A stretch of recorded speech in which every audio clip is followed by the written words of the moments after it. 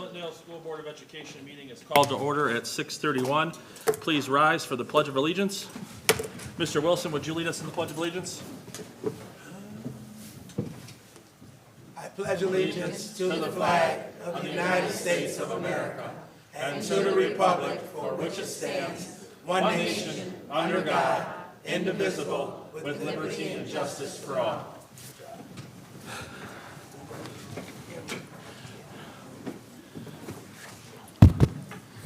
At this time, with no objection from the board, the chair appoints Trustee McDowell as acting secretary for the evening. Are you ready, Madam Secretary? You're good right there. I'll walk you through it. Yep. First thing is roll call.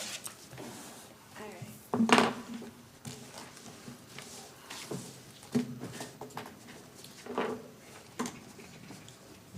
6:32. Any particular order? Bring it right down, you're good. Okay. Turn your microphone on and speak into your mic. Thank you. All right. President Maynard. Present. Treasurer Powers. Excused for the moment. Trustee Wilson. Present. Trustee Zantini. Present. Vice President Valerio Noak. Present. Trustee McDowell, present. Trustee Wilson. Present. Let the record reflect 6 board members are present this evening. Also in attendance, Mr. Maurice Wood, our assistant principal in the high school, Ms. Teresa Wilson, our board executive secretary and the executive assistant to the superintendent, Lee Walmsley, the director of HR, Heather Halpin, our esteemed curriculum director who's presenting tonight. You can applaud for her. I know I did. A sort of legend in these halls, our former high school principal, former assistant superintendent, I seen him walk in, Mr. Ritter. He's around, I believe. Yep. And then we have a very special guest this evening, the Honorable State Senator Veronica Kleinfeld. Veronica? Am I reading this whole thing now? Okay.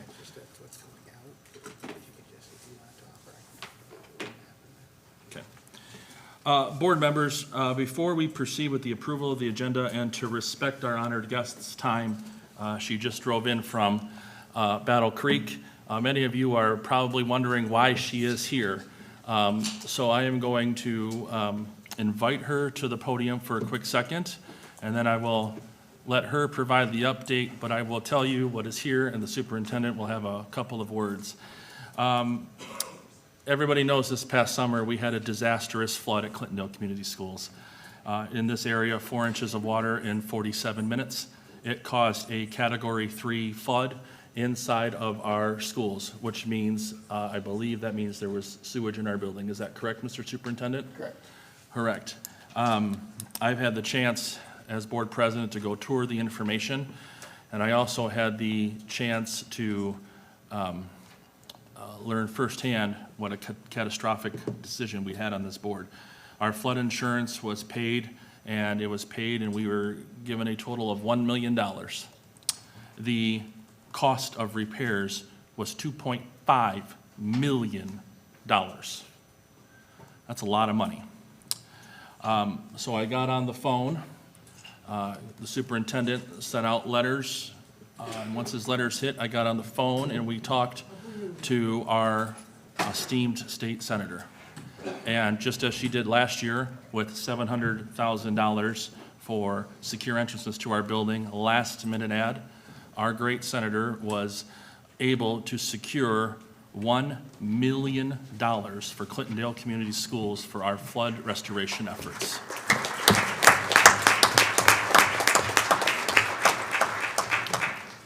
So on behalf of the board, I absolutely thank you so very much for still taking my calls when I ask nothing but money all the time, but I appreciate it. And Mr. Superintendent, did you want to add? We just can't thank you enough. From the students, staff, and families, your extra hard work that you went to make sure that Clintondale Community Schools had a little bit more to move forward after the flood damage. And you took my call immediately. You were there to hear all the stories about everything, and we just can't thank you enough here in Clintondale for what you've done to help support us. Thank you.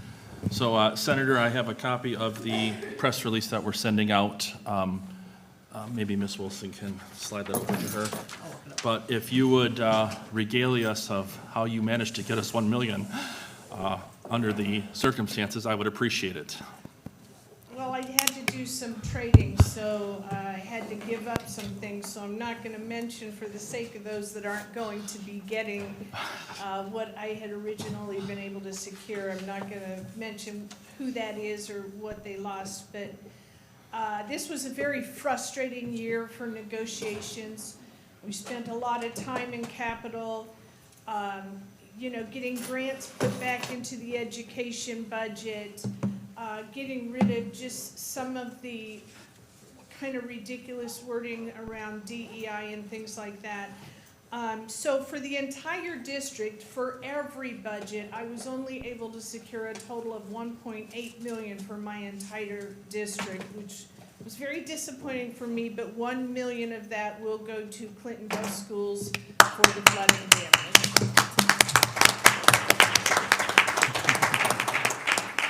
And I just want to finish by saying I'm going to continue to fight to have a large infrastructure line item specifically for emergencies like this, because we're seeing 100 and 500-year storms happening almost on a yearly basis. And I think that we need to be prepared, so that'll continue to be a fight of mine. Thank you.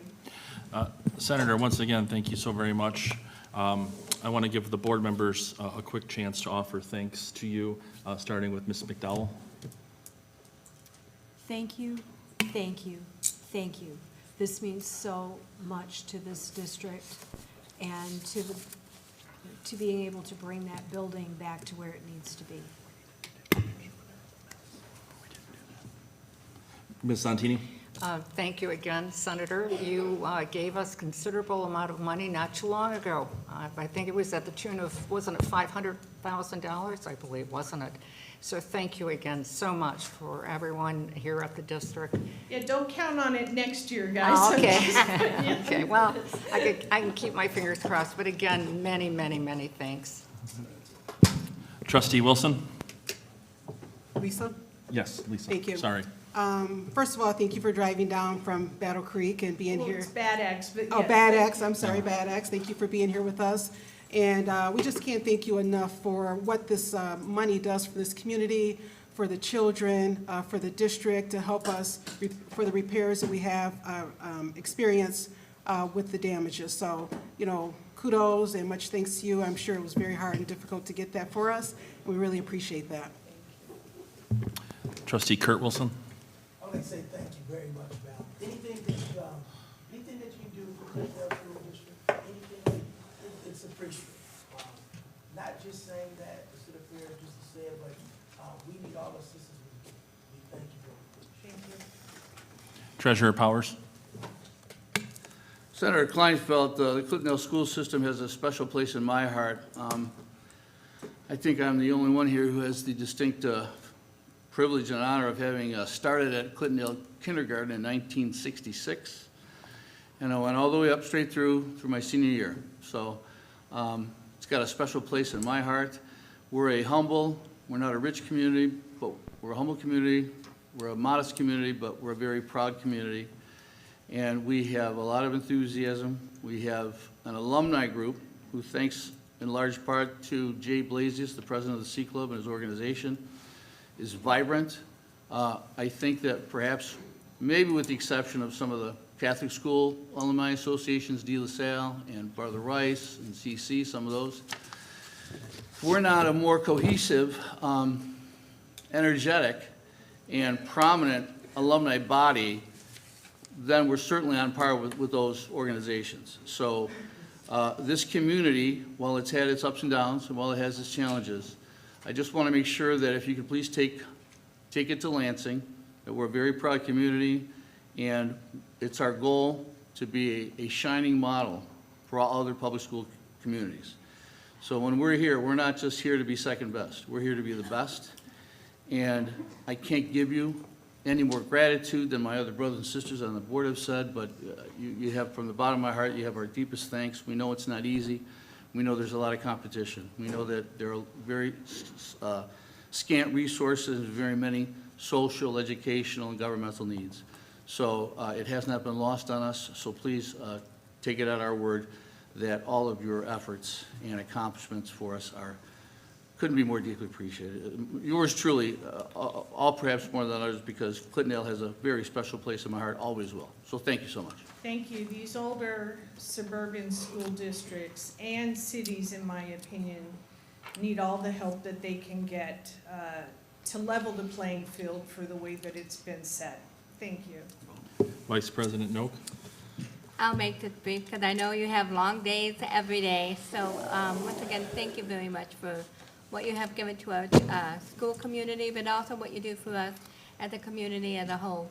We appreciate the hard work that you put into every day, and we're glad that you were able to help us out this time. And trust me, we hope that we won't have to ask for help again. We're seeing better days ahead, so thank you very much.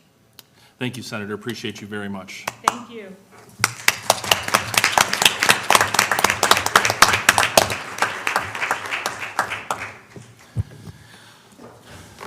Board members, with that, there is a motion laid on the floor that the superintendent and the board president recommend that the board approve the agenda as submitted. Discussion. There has to be a motion first. Is there a motion? So moved. Ms. McDowell, is there support? Support. Support by Lisa Valerio Noak. Mr. Powers, Treasurer Powers, excuse me, you've requested Thank you, Mr. Chairman. discussion, excuse me, sorry. Thank you. I have discussion on just one of the items. It is item 4 on the agenda.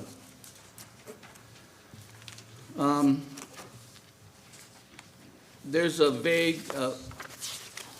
vagueness to the statement of what the action item is. And there's an ambiguity. Board member request. On the one hand, President Maynard recommends a discussion. And then there's a reference to Trustee Lisa Wilson per her email request. And I believe that is an email request that is in my package. It's the last, Correct. the last piece of paper on that. And the request, as phrased in this email, is to address comments, Mr. Powers, that yours truly made in reference to her. So if it's an address, that sounds more in the nature of a speech where one person stands up and talks and sits down and we're done with that business. If that's an address, that's what I understand that to be. If it's a discussion, it seems to me that you can't have a discussion among one person. So that implies that there's going to be at least one other person that will speak or will have the opportunity to speak. So I don't know so much as I object to the agenda item, as much as I would ask for clarification. With Ms. Valerio Nauk's September 8th proposal to discuss review of certain practices with employee expense reimbursements, you may recall, the board may recall, that I seconded Ms. Valerio Nauk's motion to have a discussion on that. And for the same reasons, after the motion made through the second, it was up for discussion, I asked respectfully then Secretary Valerio Nauk if she could please put some sort of a focus so that it could be stated as a question for board action, corporate action. And she was kind enough to do that. And so I've been pretty consistent, I think, all throughout, where I have concerns about calling something a discussion for a number of reasons. If you're calling something a discussion and you don't focus it to a question to be answered for board action, and it's open-ended, then the board members do not have notice of the topics or the subjects of what the discussion will entail. And so, whereas if you specify a question, should we have green beans for lunch in the cafeteria, that's pretty clear. But if you say, should we have a discussion about food, that could be anything. So I would also ask for further clarification so that if we do move forward with it, that it could be narrowed down to a request for corporate action, so that we have some notice of what we'll have to be prepared to do, even though it's not great notice, because I presume that this item is going to be addressed fairly soon, so I have not had a chance to prepare, obviously, for those reasons. Finally, I believe it only fair that we put some sort of a time parameter on any part of this. So if this is to begin with a statement by the member who requested it, we should have some idea going in of how much time the chair would allow for that initial opening statement. Within reason, if there's a reason to allow more time and so on and so forth. And if it is to be a discussion and not just an address, where we just sit and listen to an address and then we move on, then the other board members, and perhaps the superintendent, should have an opportunity likewise to engage in that discussion for a like amount of time that the opening statement is allotted.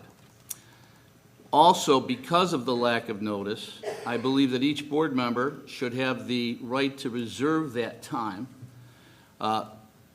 to be logged in at the agenda for the following next regular meeting of the board.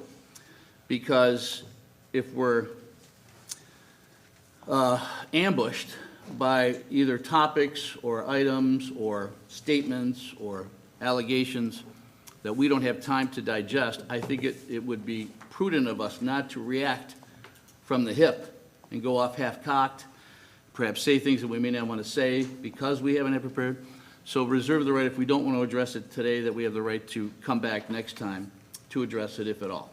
And maybe by having that extra time, we might be able to think it through and not even have anything at all. Whereas if we're forced today to have, speak now, forever hold your peace, you got X number of minutes, Mr. Powers, I think that might be a little bit more reckless, perhaps, and less orderly than that.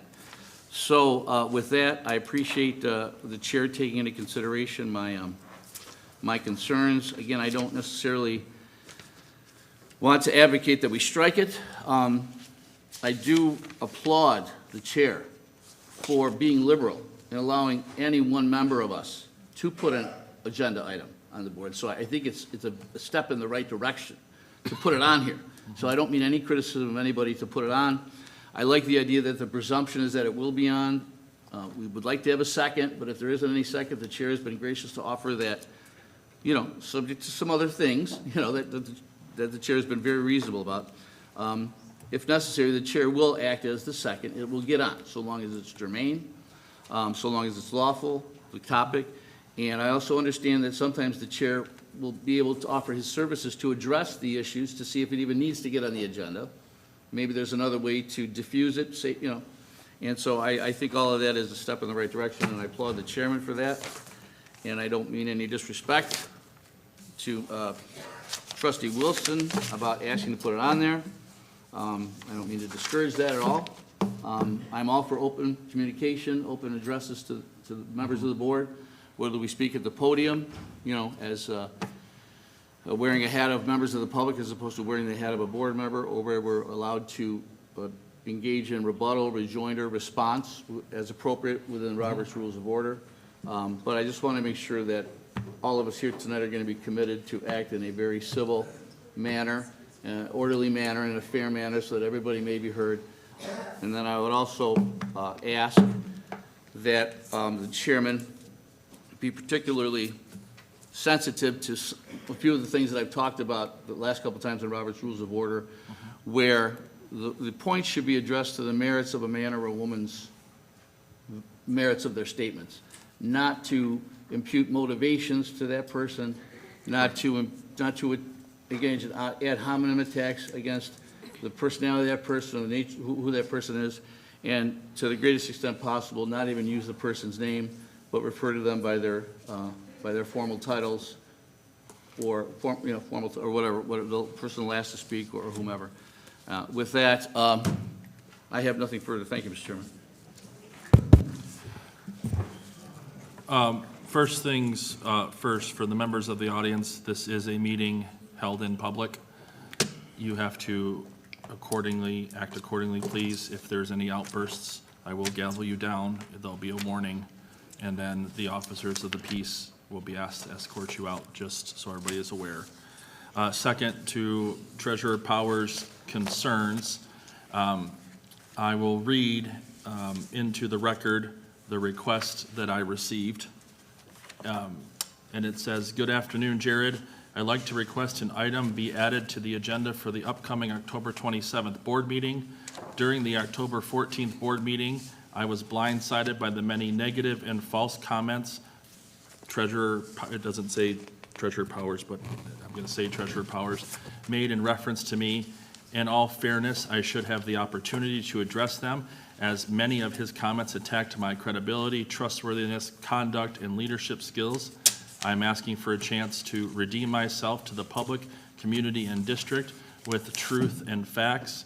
I am noting your comments from your September 30th email to me, referencing your statement below regarding how to operate when a board member has a request for an agenda added. This, of course, was an email that I sent Ms. Wilson when she first came on board, and it is correctly titled number 2, agenda items from board members. As president, I operated as a second for anything a board member wanted to be placed on the agenda. The board member needed to let me know one day before the reviewing of the agenda, and I would place it on. Backup would be provided by said member so all can view. I rarely had an item to be added to the agenda, but I encourage you to do the same or require a second from another board member. We are one team, and I found this helpful. Then the email continues, I look to you to second, but just in case, I've added Mr. Wilson here as well as the second. Please let me know if you have any questions. Also, please let me know in advance notice, in advance notice enough if that it would be added so that I can be prepared. Thank you, Trustee Lisa Wilson." So in terms of notification, I provided that email to every board member in the packet first. Second, I did exactly, don't appreciate your use of the word liberal, but I understand the context and the terminology of which it's being meant in. But I did exercise the same way that I have done before and that I will continue to do in placing the item on the agenda. I even notified Mr. Wilson and Ms. Wilson that I would be acting as the second. So that was not a surprise to either of them. I kept my word.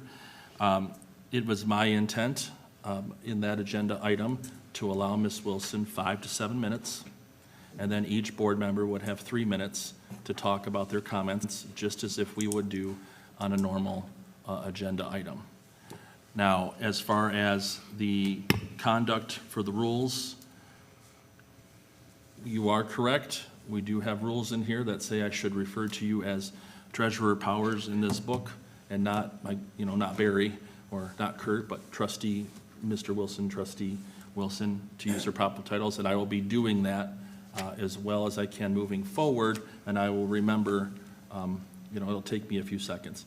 So I feel under those circumstances that the agenda item is warranted and that it is properly referenced, and that Trustee Mrs. Wilson will know, having sat in the seat before me, to keep her comments in accordance with the rules and regulations. I'm sure she will do that, and I'm sure she will understand if I feel otherwise and have to step in, as well as any other board member. So Treasurer Powers, I believe I've answered your questions sufficiently. Yes, you have. Thank you. Thank you. Trustee Kurt Wilson, did you want to be recognized? Yes, I have a question. So Thank you. moving forward, will all responses be 3 to 5 minutes or 5 to 10 minutes? Because what got us here is, if I'm not mistaken, Treasurer Powers spoke for 18 minutes. So let me know what the standard is. Let me ask that question first. Okay, that is a very valid question because I understand the discrepancy and everything else. And what I haven't gotten to on this agenda is I'll be requesting from each of you your availability for November 8th to have a board workshop. And the reason for the board workshop is to develop board norms to do these things. Say, if a board member has an agenda item, a presentation should not exceed 7 minutes. They should provide backup material. They should be available to board members if there's questions on their agenda item. And some other items will come up underneath those board norms. So I had 5 to 7 for this. I truthfully did not go back and count how many minutes Treasurer Powers spoke. I did not do that. I don't even know what Ms. Wilson, or Trustee Wilson, excuse me, is going to present tonight. And the second thing, when we're addressing each other, you're very right. So we should not be brothers and sisters of anything. That would be correct. We should refer to each other either as Mr., Miss, or Mrs., or preferably President Maynard, Trustee Kurt Wilson, Trustee so-and-so. Thank you, Mr. President. You're welcome.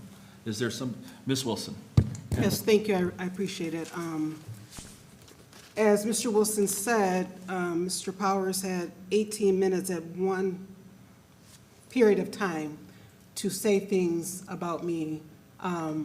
Today, I'm getting 3 to 5, 5 to 7, something like that. So I just want to be fair there. I'm not saying I'm going to take 18 minutes, but I may go past 5 minutes. So I just want to be clear on that.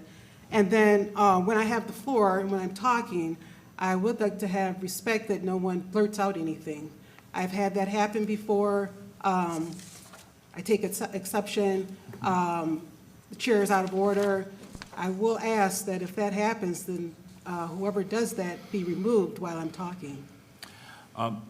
You are correct in asking for that item. That will be adhered to.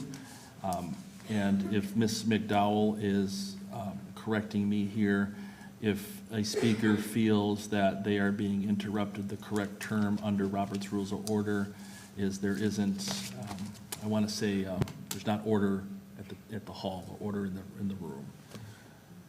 That would be correct? Point of order. Point of order. Okay. So with that, I'm comfortable proceeding, and we can go from there. Treasurer Powers, excuse me. Thank you, Mr. Chairman. I didn't go back and count how many minutes I spoke, but I think the record should reflect, and I don't think anybody here would disagree, that Trustee Lisa Wilson was given ample time to speak. Nobody restricted her right to speak, the time that she could speak, or anybody else. So nobody's ability to speak, or the time of their speech, or the subject of their speech was restricted or inhibited at all. So I thank Trustee Wilson, Trustee Kurt Wilson, for pointing out that I had 18 minutes. And, but I think if we go up and count up everybody else's minutes, I don't think that was disproportionate to other people who spoke at the meeting, given that they might have had the burden as a movement to substantiate their motion or respond to it. So there should be no suggestion tonight that anybody inhibited in any way Trustee Lisa Wilson's ability or time to speak. She had ample time to say everything she had at that time. And quite frankly, I'm not sure that we want to set a precedent of rehashing things that have already been decided with finality. Because tonight, going forward with this process, we're setting a precedent that if we have a debate and we are not victorious, then we should accept the ruling and the vote of the body and then move forward. We shouldn't have to harbor resentment about having to come back the following week to rehash and get reconsideration of something that's already been decided. We must have some finality with this board's business. Otherwise, we could go back 83 meetings, and try to, track down what somebody might have said a year ago, 4 months ago, 2 years ago, and try to rely on that where your time to bring that up was at the time of the meeting. And once the meetings move forward, then your time has passed, and we got to move on with new things. Thank you. So I will first to Mr. Trustee Kurt Wilson, but just in 1 second. Mr. Powers, to your question, or to your statement there, I had considered doing this 2 ways. I had considered giving everybody 5 minutes at the end of the meeting on a timer to say what everybody wanted to say. And then I considered this way. And the reason I went this way is because it was a request I felt made proper to me. I felt that, given what I've said in the past and how I've acted in the past in this seat, how I've, as you are well aware, with our first agenda item, how we were dealt with summarily in a negative manner about getting something on the agenda, that I don't want to start off not fostering community amongst the board. Now, I may not have gotten that right, and I certainly hope that as we go forward, we do keep everything in mind, positive intent. We keep respectful tones with each other, and we do our best to remember that we're all here for the children and the education of the children. And I'm really hoping that's the case. So I could have went either way, and I felt that this way was better. But if a majority of the board wants to strike the item and give everybody 5 minutes at the end of the meeting, it is, again, the board's agenda. I just administer it. Trustee Kurt Wilson. Thank you, Mr. President. Treasurer Powers is correct. I don't think we harbor any bad feelings. What's done is done. What's done is done, and we're going to support the president and whatever the president's agenda. We're going to support the superintendent and whatever the superintendent's agenda. But I think Treasurer Powers is missing that. The first word he used tonight was ambushed. I think Ms. Wilson was ambushed. And when you ambush someone with things that are not correct, you say things that are not right, I do believe that person has an opportunity to clear their name. I do believe that person has an opportunity to come back. If I'm blindsided or ambushed, if I come here ready for a meeting, to start a meeting as the president, and I end up being the trustee because I'm ambushed, I believe that person has a reason to speak. Thank you, Mr. President. Mr. Wilson, thank you for your comments. Trustee, Yes, thank you. Ms. Wilson, excuse me. Mr. Powers is assuming that I am harboring resentment, and again, he doesn't know anything. He is making a false statement, and Chair, I would ask for you to do something or say something about that. He could have no idea what I'm feeling or what is inside of me. He is making a statement which is false, I went through that last time, so out of respect for me, he's making false statements towards me, and that's not right. So, Ms. Wilson, I will say this, because I have not read anything other than your email, but I will take you, because it is going to be one of my proposed board norms on November 8th, or what day we meet.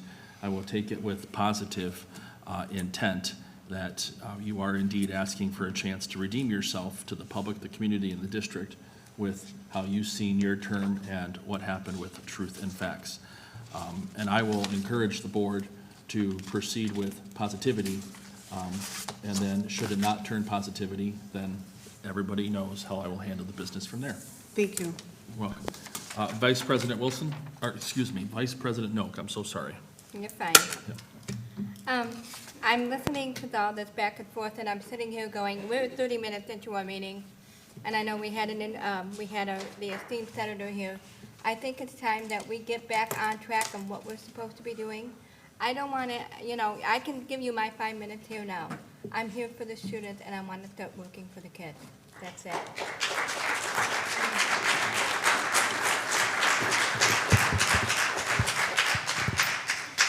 Ms. Trustee Zontini? I have mentioned this many, many times. I would appreciate if everyone would use the microphones. I've got it. And also, it needs to be put towards a person's voice. As I can see my colleague next to me, to my right and to my left, when they speak, they pull the microphone down. This request of mine has been multiple of times. It's a disservice for people sitting in the audience. It is a disservice for people that are watching us on YouTube. That is the American Disabilities Act. We need to be respectful to people that are listening, watching, as well as people sitting on this board, to use their microphones, turn them on, and use them correctly. Thank you. Trustee Zontini, you are right. We did speak about that. Let's see if I can get this. We did speak about that last night, and my apologies for not saying it right off on the rip. I did forget that. Yep. Madam Secretary, hearing no more discussion, please call the roll on the approval of the agenda. You start with the motion maker, who is yourself, followed by the supporter, who is Ms. Valerio Noak, and then you work your way up. Secretary McDowell? Yes? Is your microphone on? Should be, I just turned it. Tap Is it. it working? Perfect. Okay. Okay. Secretary McDowell, yes. Vice President Valeria Noak? Yes. Thank you. Trustee Zontini? Yes. Thank you. Ms. Wilson? Yes. Thank you. Mr. Wilson? Yes. Thank you. Mr. Treasurer Powers? Yes. Thank you. President Maynard? Yes, motion Thank you. carries 7-0. Thank you, board members. Next is the approval of the minutes. Board members, if you look at your minutes, it is a recommendation of the board president and the superintendent to approve the minutes for September 8th, September 22nd, and October 14th. On the meeting minutes for September 8th, there are two items that need to be addressed. In the first section under the agenda on the October 14th meeting, the term is the board conduct a reorganization of the board, striking reorganizational meeting because that is not what the motion was. And the second is to correct the motion 1, 2, 3, 4 down, in which Ms. Valerio Noak was voted on 4-2 with trustee Ms. Wilson and trustee Mr. Wilson both voting no. With that, board members, I would like a motion to approve with those two changes. So moved. Motion by Ms. Noak. Is there support? Support. Support by Treasurer Powers. Seeing no further discussion, Madam Secretary, please call the roll. Vice President Valeria Noak? Yes. Thank you. Treasurer Powers? Yes. Thank you. Mrs. Zontini? Yes. Thank you. Ms. Wilson? No. Thank you. Mr. Wilson? No. Thank you. Treasurer? Nope. Secretary McDowell, yes. And President Maynard? Yes. Motion carries 5-2 to approve the minutes. Mrs. Wilson, when you have the minutes changed, Ken took the copy, just give me a jingle and I'll have Lisa sign them. Thank you. Next item, the superintendent and the board president recommend that the board approve the bills ending on October 17th, 2025. Is there a motion?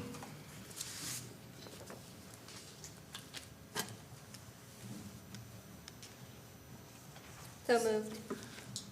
Motion by Vice President Noak. Is there support? Support. Support by Secretary McDowell. Board members, is there any discussion on the bills? Hearing none and seeing none, please call the roll, Madam Secretary. Mrs. Valeria Noak? Yes. McDowell, yes. Mrs. Zontini? Yes. Ms. Wilson? Abstain, family relation. Ms. Wilson, I don't believe there is any relation on here. Saying you don't believe doesn't give me confidence. And I'm almost positive So what is 9230, Give me a page, please. 3? 9230, 9230, Flagstar Bank. DD and net, Yep. and I believe that is potentially, I don't know, but do you know? I believe that is payroll. Correct. And what I will do for you is, I do not personally believe that you have to abstain on voting on payroll. I do, so I'm going to. You can do that. Yeah. And this time around, I'll accept it, but I'm going to go to the attorney and print it out. Okay, but it's any financial, I mean, that's, No, it's any financial benefit to your family, and that would be Any a financial. contract, that would be a bonus. I'm going to abstain. Okay, Yeah, thank you. I believe I have that right. you do, you stated it, I'll allow it, Thank you, and we'll report back and Okay. see who's correct. thank you. Yep. Okay, Mr. Wilson. Abstain. Let's see, Treasurer Powers? Yes. Ms. Valerian Oak? Oh, wait, you already did. That's good. President Maynard? Yes. Motion passes with 5 yeses, no votes, and 2 abstentions. The next, I believe, is the bill run from a last meeting that we did not approve. So the superintendent and the board president recommend that the board approve those bills from last meeting. Is there a motion? So moved. Ms. Vice President Noak, is there support?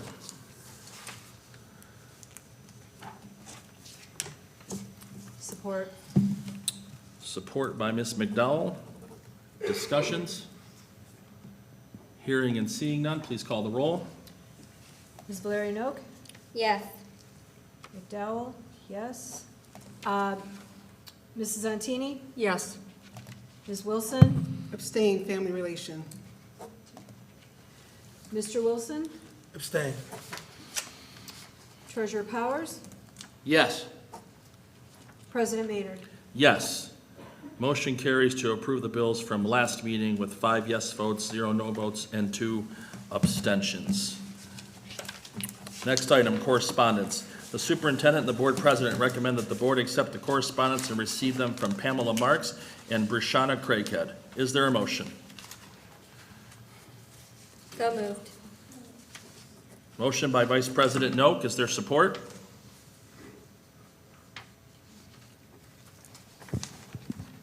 Support. Support by Secretary McDowell. Discussion? Hearing and seeing none, please call the roll. Ms. Valerian Oak? Yes. Ms. McDowell, yes. Mrs. Antini? Yes. Ms. Wilson? Yes, Mr. Wilson? Yes.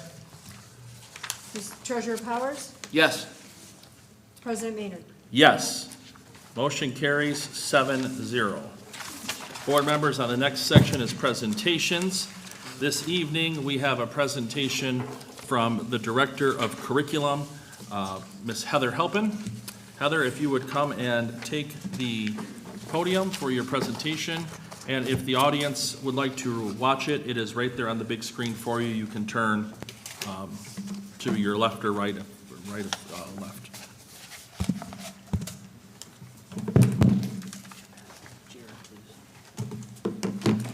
Good evening, board. Can you hear me? yes. I just wanted to welcome you, Ms. McDowell, to the Board of Education. Glad to see you here tonight. Good evening. Before I review the district's K-12 and WEA data from the 24-25 school year, I'd like to provide some history relative to the curriculum and supports that have been put in place over the past 3 years. In 2021, the district decided through K-12 committee work that CCS needed a K-12 vertically aligned math curriculum. At that point in time, the secondary had no consistent curriculum, and the elementary had been using everyday math for around 20 years. From what I understand, teachers had limited access to ongoing math professional development, which created inconsistencies in curriculum implementation. Secondary math teachers expressed concern that some students entered middle school without a strong foundation in traditional math algorithms, signaling a need for greater alignment across grade levels. So the math review process involved vetting a number of highly rated curriculums through the 21-22 school year. Ed Reports was used as a curriculum screening tool to make the final decision for big ideas. A lot of the people that are actually on that committee are sitting behind me tonight. The decision to move forward with the purchase of Big Ideas was made through the lens of it being best for CCS kids and where we were at the time. We are now in our 4th year of implementation. Prior to the fall of 2023, the elementary reading curriculum employed a balanced literacy approach for teaching reading. However, research conducted over the past 2 decades has demonstrated that a curriculum based on the science of reading is significantly more effective in terms of improving reading achievement. And most districts during the past 20 years have used the balanced literacy approach, but all the research now is saying that wasn't as effective as a way to teach students. So when we were looking at our M-STEP scores, it became evident that non-proficient students, they just could not decipher words, but they could decipher words, but often lacked the understanding of their meanings, resulting in partial proficiency. It was apparent that in our balanced literacy curriculum, we were not adequately instructing students in word coding. As a result, the ELA committee in Clintondale, many of whom are sitting behind me tonight, made the decision to adopt Amplify's Core Knowledge Language Arts curriculum, also known as CKLA, during that 22-23 academic year. This curriculum exclusively employs science of reading methods. The science of reading has simplified reading instruction down to word recognition combined with language comprehension, resulting in reading comprehension, and we are now in our 3rd year of implementation.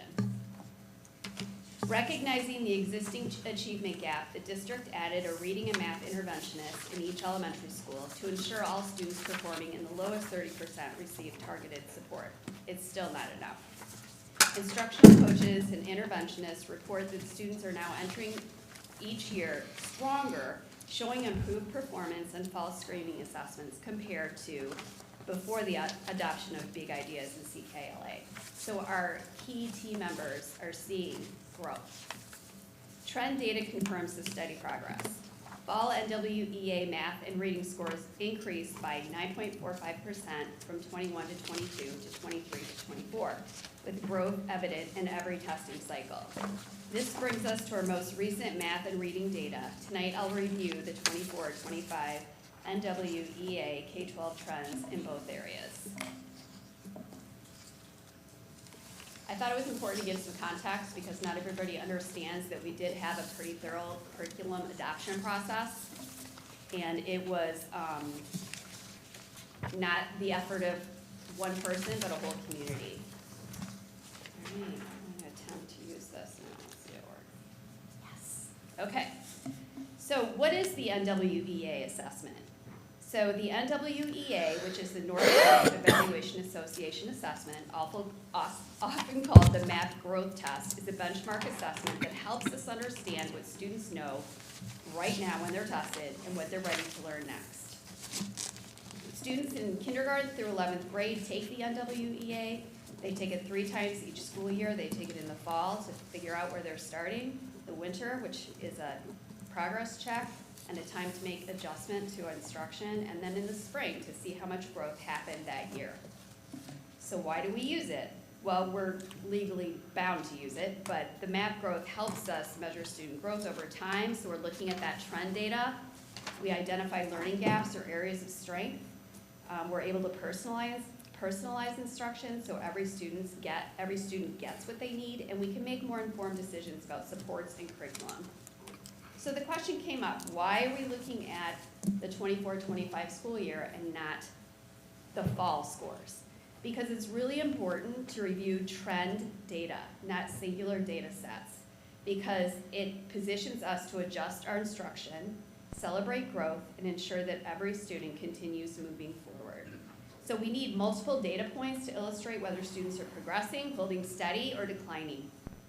Patterns help us identify skill gaps and tailor interventions and enrichment where they're needed most. And a lot of the folks who are sitting behind me are doing that every day at work. And also, it allows us to strengthen Tier 1 instruction so we can connect changes in classroom practice to changes in student results. And lastly, curriculum and PD investments lead to measurable, sustained improvement. I'm way behind, sorry guys. Okay, so this is the elementary reading average NWEA scores from last fall to the spring.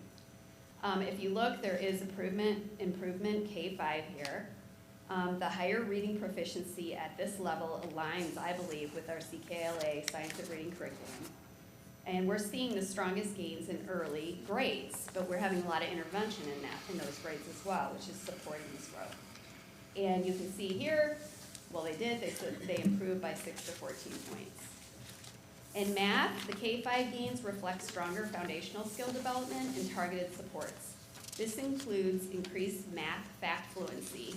So until about 3 or 4 years ago, we did not have a digital fact fluency program, and now our students get Reflex Math, which is a program that helps them with automaticity of facts 3 times a week. And we have so much improvement overall from then till now. I mean, our kids in 5th grade, a lot of them already have 100% fluency, which is amazing. And this also provides for intervention for our lowest 30%. And we also focus on math instructional coaching. Okay, middle school.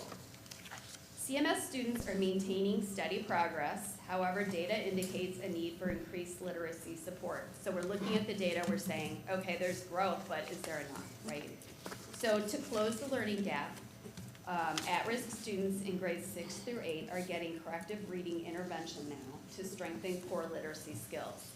So I want to say, I think it was 2 years ago when we brought in MAP Accelerator for math, and we brought in Lexia Core 5, both which were intervention. And we had our students that were struggling use those 2 programs during a leap hour, which was like a support hour. But when we look at the data, it's not enough. So our students need more support, which is why we made the move to corrective reading. Math growth at CMS is present across all grades, though gains are more modest at 3 to 6 points. For this reason, we have aligned instructional supports by adding corrective math for all at-risk students in 6th, 7th, and 8th grade. At the high school, they demonstrated the strongest literacy growth district-wide, with reading gains ranging from 7 to 11 points. This progress aligns with strengthened Tier 1 instruction and I believe the implementation of College Spring SAT Prep, which was initiated 2 years ago. In math, the high school math gains are positive but more moderate. They're ranging from 2 to 7 points. This growth reflects continued progress towards national norms, supported by 3 years of consistent big ideas, math implementation, and again, College Spring curriculum, SAT Prep.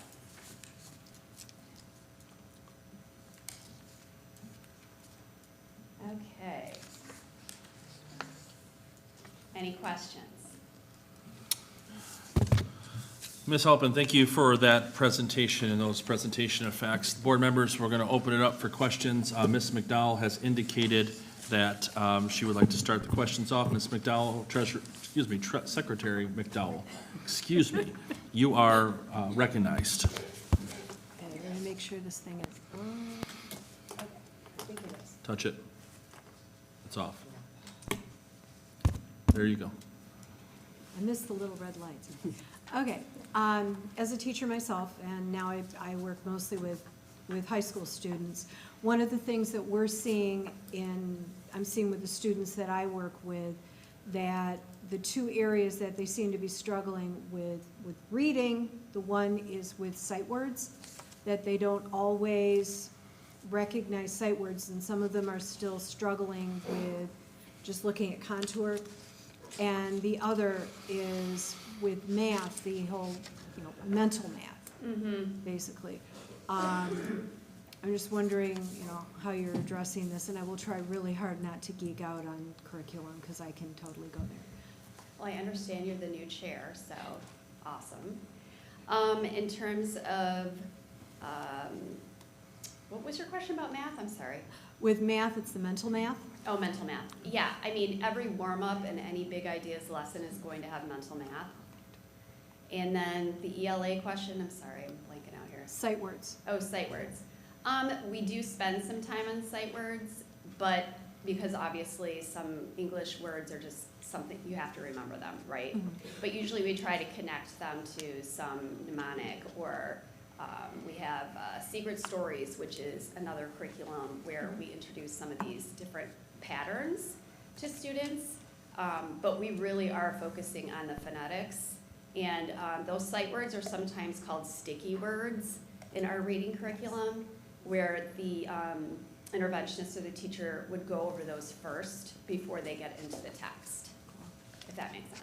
Yes, it does perfectly, at least to me anyway. Thank you. Thanks. Is there any further questions, Secretary McDowell? No? Board members, are there any other questions? I have a question. Vice President Noak? Hi, Heather. I was just wondering, when you're talking about the association, NWEA, that kind of, you said it was kind of a testing, correct? Yes. So that, okay. So is this kind of like a test that you prepare the kids to take? Or is this just an evaluation, like here's the test, we want to see where you're at? Yeah, it's a benchmark assessment test and it's adaptive. So you could be a first grader and score in the 12th grade range if you had that ability. So the way that it works is students take the test. If they get a question wrong, it would make it easier on the next question. If it's more difficult, it would make it, if they got the question right, it would become more difficult. So it adapts to the student responses. Oh, okay, so then I'm to understand that it's a computerized test. Like, Oh, it's all digital, everything is It's all digital? Yeah. Okay. I was wondering how they were able to do that, and I should have figured that out, so, but thank you Yeah, for yeah, clearing that. you're welcome. Any other board members have questions? Then I will finish up, Ms. Halpin. I do have one question for you. First, thank you for meeting this afternoon to go over a lot. I know that was a lot in an hour meeting, and I peppered a lot at you guys, you and Ken. You said increased literary support. Could you define for the board if there's anything policy-wise or position-wise that we should be aware of that might help increase these scores more? Well, I mean, obviously, the more intervention you have, the more your scores will increase. But because we have interventionists, but we're limited in terms of capacity. So right now, our interventionists are working with the most at-risk students. So it would, in fact, be helpful to have another interventionist or two in each building to support, all kids that struggle. Because while we are working to improve Tier 1 instruction, which is just basic classroom instruction, having that extra set of hands and that extra time with an adult who has training in that area. I mean, all of our teachers are trained, but like Stephanie Christian, Terry Martin, Genevieve Jones, they are all very specifically trained to do what they do. Bernadette is the most amazing math teacher. Like, they have a very specific skill set, which is why they're in these roles. And having more folks like that with boots on the ground, I think would definitely be helpful to our kiddos. Okay. Any other questions for Ms. Halpin? Ms. Halpin, thank you so very much for a wonderful report. Thank you. Thank you.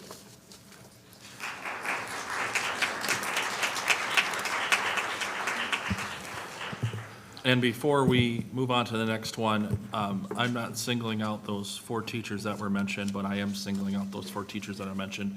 You guys are awesome, but all of our teachers are awesome. So I just want you to know, I share her sentiments that you are awesome. I've seen you all do the work you do right in front of me, and it's definitely a godsend for sure when they do it. So, next item on the agenda is the superintendent's report. Mr. Superintendent, your report, sir. Absolutely well.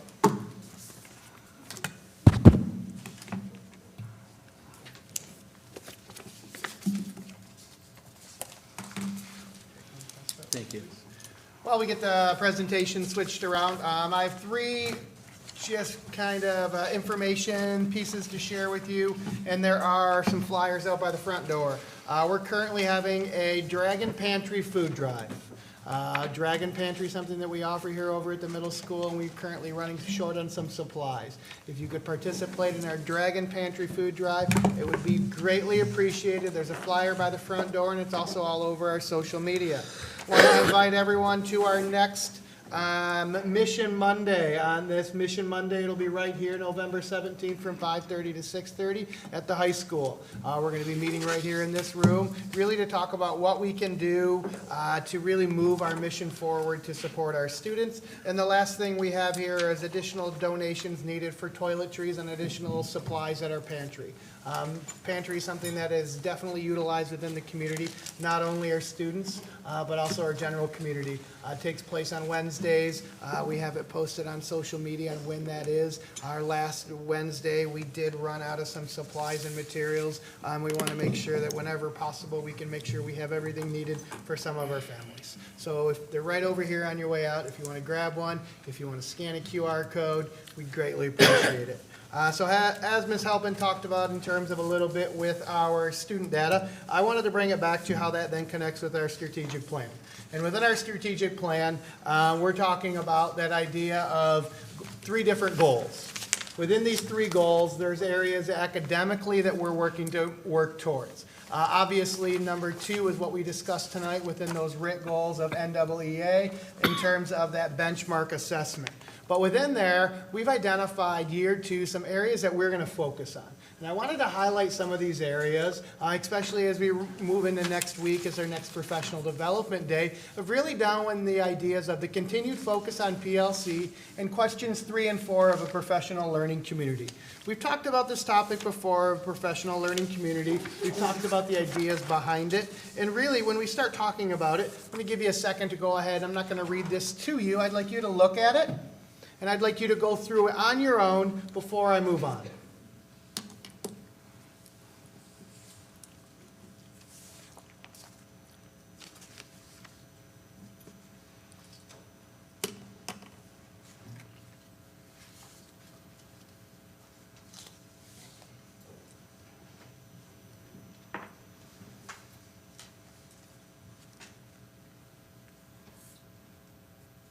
And I see some of you making notes on the presentation. That's great to see.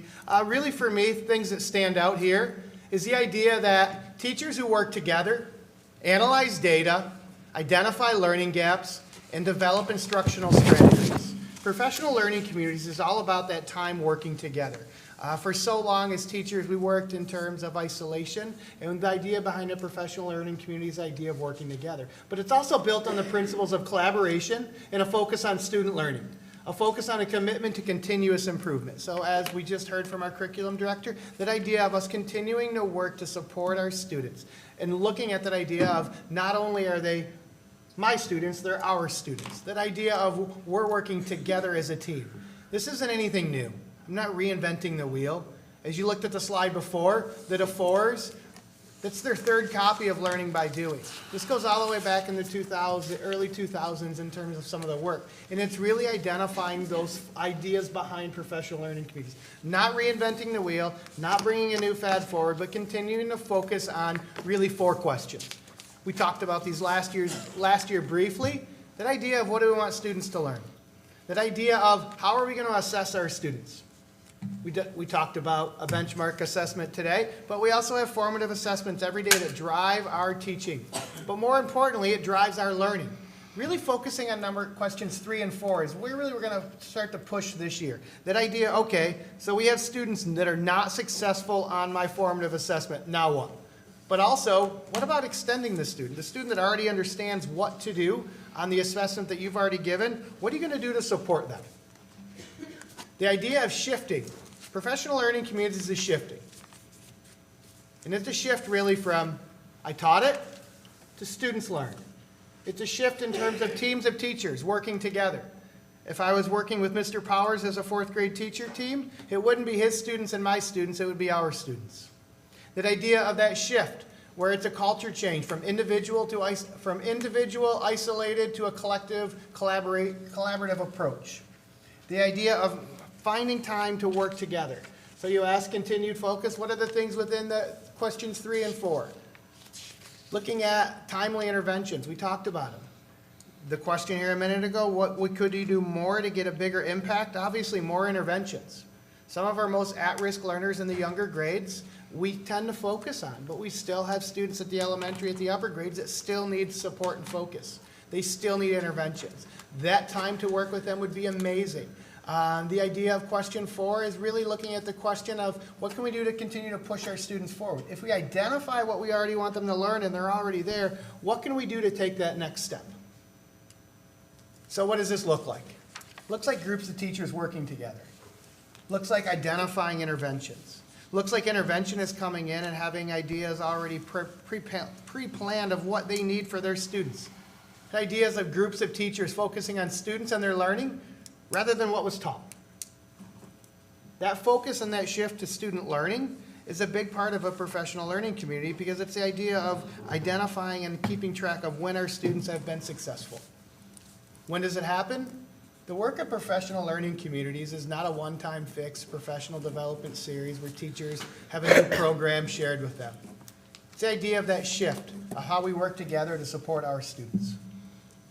When you look at some of our data, the data that was just presented, we are starting to see that shift. It was presented earlier when Mrs. Halpin talked about the students that are coming in on our initial benchmark assessments, they are farther ahead than they have been before. It's that continued work. It's not something that we will get fixed overnight.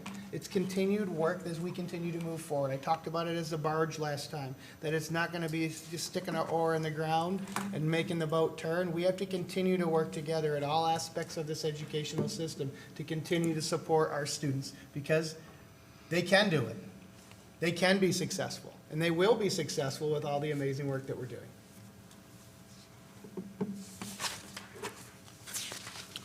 Thank you, Mr. Superintendent. Board members, is there questions for our superintendent? While the rest of the board members take a look at the paper, Mr. Superintendent, I will ask you 2 questions. Upon looking at the data from Heather and looking at our scores that were published in September, it seems to me that we need to bring interventionalists in, as we've talked about. It seems to me that we have to take a couple of other steps. One of those steps, I think, under consideration should be year-round schooling. Do you have, I know you have experience, I believe, at one school in your recommendation. And this is, again, off the cuff to you, but what does year-round schooling look like to our school? And if you can't answer, need more time, understood. I know it's a very large process, and by some of the conversations going outside in the audience, I'm sure it's a shock to everybody. But we're here for the education of kids. We're here to make sure that our proof that the education is working, because it is working, and it comes down to it when we need proof, we have to start moving those test scores forward, because I can tell everybody on the board, our teachers are, and this is a very specific discussion that Ken and I had today, our teachers are making the switch and are making the learning to move from what was taught to what the student is learning, and I think that's incredible, because as you and I discussed this afternoon, that's a hard turn, and I'm very, very thankful to all of you for making that turn. So, Mr. Superintendent, what does it look like? We certainly can't just uproot and vote. This isn't reorganizing Rainbow, which, you know, saved us 240 students. It's not something that we can do like this, but what does it look like for year-round schooling? So the year-round concept, a traditional year-round bona fide school is a school that only has 30 school days in the summer months. So whatever day you leave school, you have 30 school days before you start up again. The state of Michigan has the bona fide year-round concept, and there's a handful left within the state of Michigan. But you also have other school districts that run more of a balanced calendar. Within a balanced calendar, you do not have the same stringent requirements of 30 school days in the summer, but you do have a start before Labor Day. I believe the Davison School District north of here has a concept of a balanced calendar. And you also notice, if you follow your family members on social media, if you look down south, you'll see a lot of families and a lot of school districts that have students going back to school earlier than us. That's just looking at more of a balanced calendar approach. It's not so much a year-round approach, but a starting earlier day. When we started the year-round concept when I was up in another district, it was to really, it's when the state assessment was earlier. State assessment was in the fall, not the spring at that time, and it was really looking to eliminate some of that summer slide that's so traditional within our elementary students in terms of, and the summer slide's just that process of you leave at a certain level, but due to not doing it every day, similar to me and exercising, there's no way I can go out and run a half marathon today or play a soccer game like I used to be able to. It's the same concept with our kids. When they stop reading every day, because let's be honest, they spend an hour and a half reading every day in school. They spend an hour and a half every day with math in school. Even our most amazing students are not going to go home all summer long and spend 3 hours on school stuff. So it's really that concept of battling that summer slide, but also offering an opportunity. Within the year-round school, they do have 3 additional breaks throughout the school year. Some districts call them intersessions. That intersession is an opportunity for kids to come back for like a theme-based activity. My second question to you, Mr. Superintendent, is at the previous meeting, I have been pointing out the AP test scores. And I have been asking for a concrete answer as to whether or not we need to be providing tutoring assistance in some form, in person, to all of our students taking those classes. Because depending on the college that you are going to, you are leaving thousands of dollars on the table. And our kids are smart enough, our children are smart enough to pass that exam. So do we have any movement on what the AP teachers may think they need inside of that class, whether I'm off base thinking we need to offer tutoring of those sections, sir? That's a discussion that I've initiated with our secondary administrators, and I will continue. Thank you. Board members, any other questions from the superintendent or for him? No? Okay. We are now moving to public comment. Public comment regarding business before the board. We encourage you to voice your opinion on topics on the agenda. Please stand and be recognized by the chairperson and state your name and address before commenting. To provide the opportunity for all to participate, board policy limits each individual to 3 minutes. To ensure due process and the respect of individual rights, the district maintains a formal process for handling complaints against individuals. A problem involving an individual or individuals or a specific incident is best handled through administrative channels. Speakers are asked to express themselves in a civil manner with due respect for the dignity and privacy of others who may be affected by your comments. Speakers should be aware that if your statements violate the rights of others under the law of defamation or invasion of privacy, you will be held legally responsible. Is there anybody for public comment? Sir, please state your name for the record, and you will be given 3 minutes. Bishop Bradley, I have read the Open Meetings Act, Act 267, effective March 31st, 1977, which begins the people of the state of Michigan enact. I took note of 15.261, section 1, subsection 2, which says, quote, "This act shall supersede all local charter provisions, ordinances, and resolutions which relate to requirements for meetings of local public bodies to be open to the public," close quote. I also took note of 15.263, section 3, subsection 1, which states in part, quote, "All persons must be permitted to attend any meeting except as otherwise provided in this act. The right of a person to attend a meeting of a public body includes the right to tape record, to Bishop. videotape, to broadcast live Bishop on Bradley, radio." please hold for a second. I'm stopping your time. This is the portion of which there is items on the agenda, the consent agenda, the non-consent agenda. Please focus on those. I'm focusing on the preamble that you just read. Okay. Go ahead, sir. Your time is restated. The right of a person to attend a meeting of a public body includes the rights to tape record, to videotape, to broadcast live on radio, and to telecast live on television the proceedings of a public body at a public meeting. The exercise of this right does not depend on the prior approval of the public body, close quote.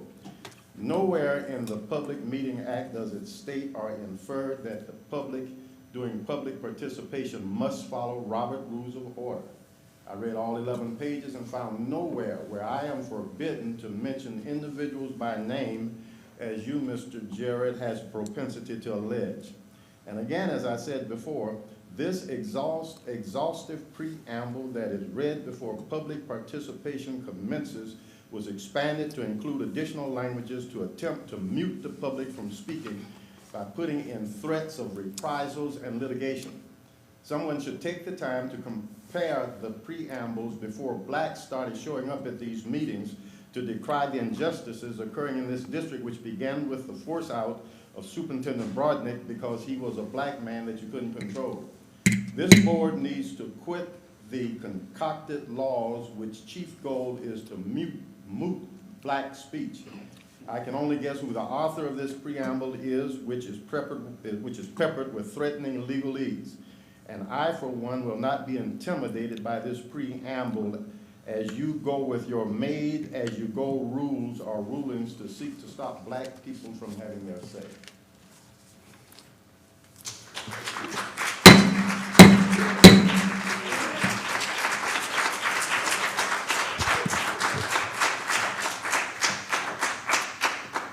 Ms. Kreischer, just hold on 1 second, please. Thank you.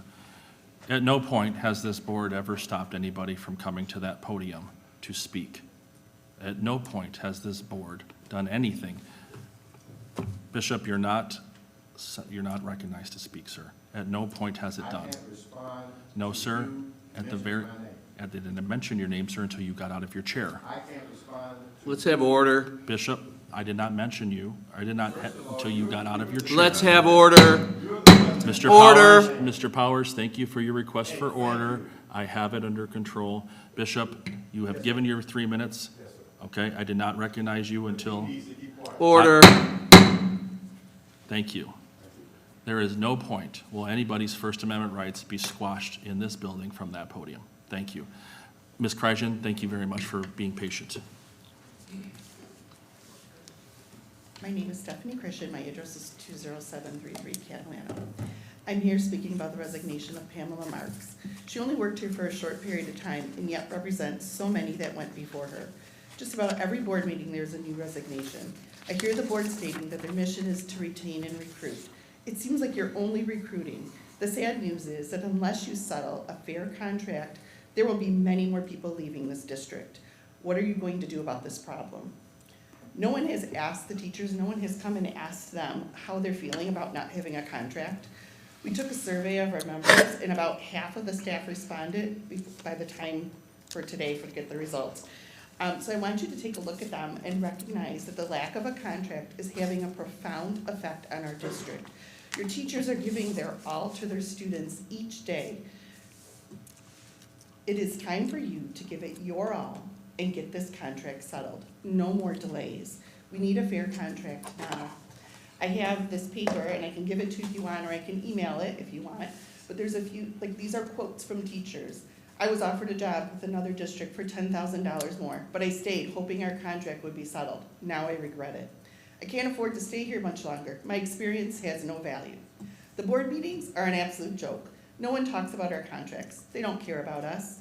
Without a contract soon, I will have to leave this district and possibly this profession that I love. We show up for your children every day. When will you show up for us?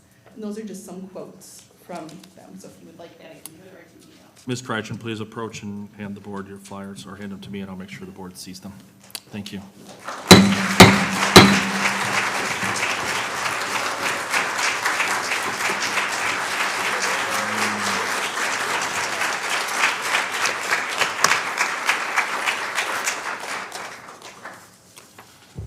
I appreciate the enthusiasm of people in the room.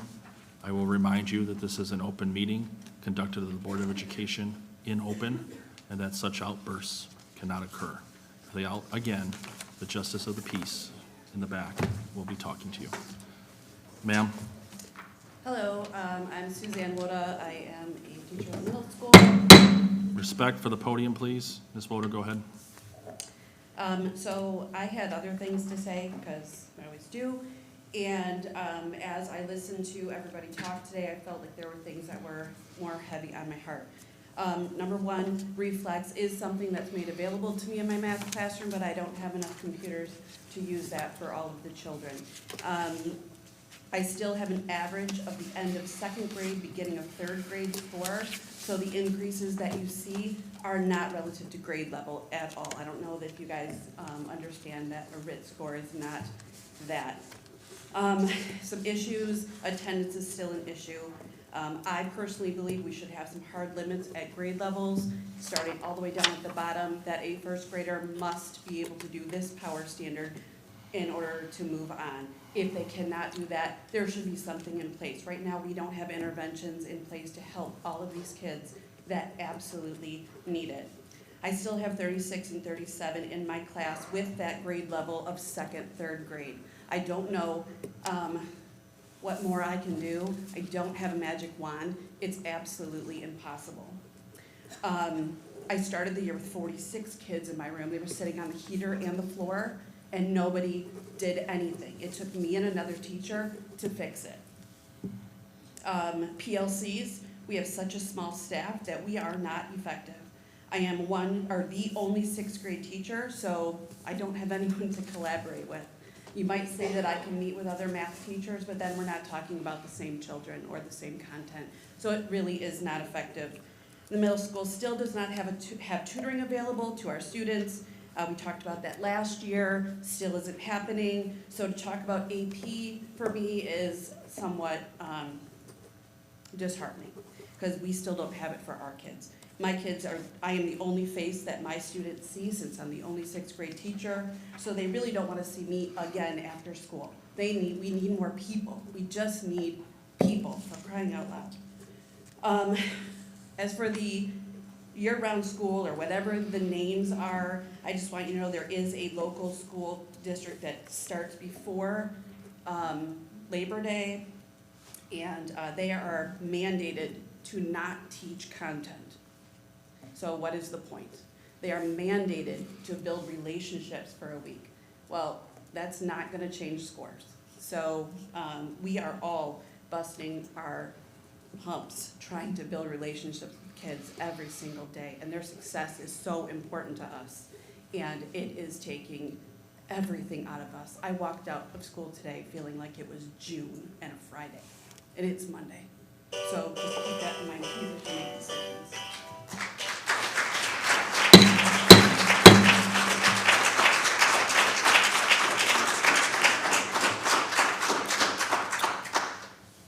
Ms. Wodak, would you just come back up for a quick second?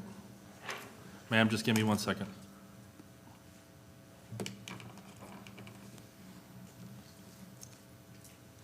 How many computers do you have in your classroom now versus 30. how many students? 30, And how many students? 37, 37. 36 on record, one that is currently in my class off roster. Off roster, so we need to get you 6 computers. Okay. And I'm not the only one. It's rampant through the middle school. Okay. We don't have a door. I am so sick of the middle school having nothing that everybody else has. So, Thank you, ma'am. The superintendent will follow up. Ma'am?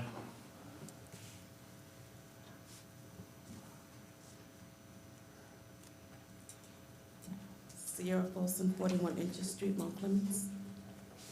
I wanted to talk about the resignations as well. We've had so many of them. I think we're at maybe over 80% in the last 2 years of teachers that have left. I ran into an old classmate of mine from Clintondale, and she said already her grandbaby has had 3 teachers, and it's just October.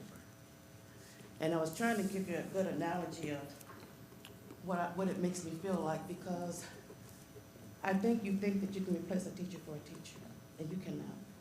And the analogy that I was thinking about was like the story about the 3 little pigs. How you have a straw house and then you have the brick house.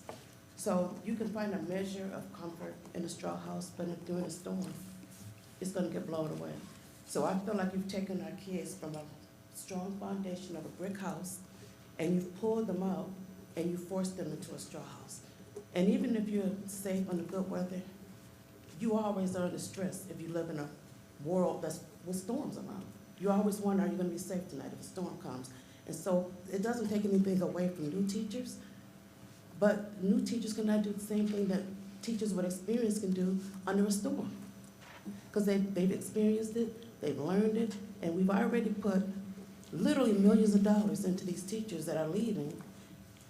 And it's like you're taking an investment of millions of dollars, throwing it out the door, and you're starting all over from scratch. That just doesn't make any sense. But when you keep saying I'm for the kids, you're not for kids. Those are words that you say that sound good. The actions that you take and the decisions that you make do not show that you are doing anything for kids. Why don't you specifically say decisions that you make, how are they helping kids specifically? Other than just the words. Look at your numbers. You are not you're not saving money by letting a teacher on the top step being replaced by a teacher on Bachelor 1. You cost way more money. My family members that have already left, you've lost millions of dollars, because take the one that's in kindergarten. From kindergarten to 12th grade, you know how much money that would be for the school district, and that's just one. So when people leave because of your decisions about the education that they get, you're costing a lot more than the difference between Bachelor Step 1 and Master's at top steps. Thank you. Thank you, ma'am.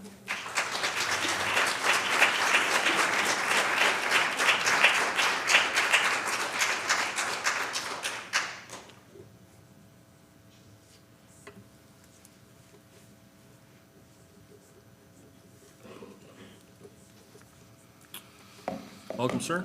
State your name for the record. Shannon King, Clinton Township resident, neighbor, parent.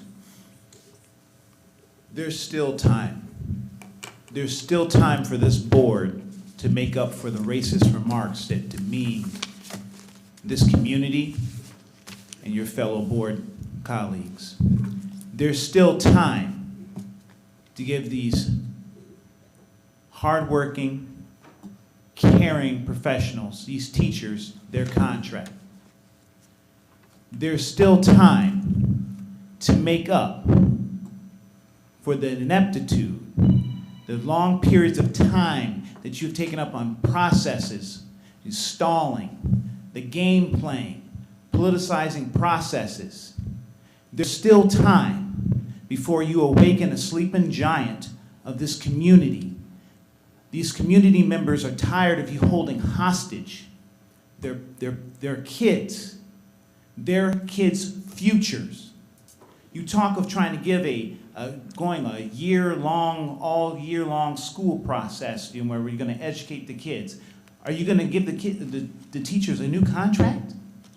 They've been going over a year now, but you're going to add additional work on overworked teachers who you disrespect day after day with the lack of a contract?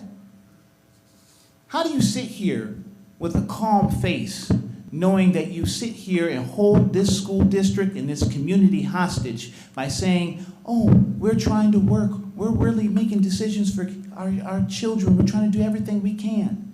It's fake and empty talk. It's empty rhetoric by some individuals who really can't even get elected by their electorate.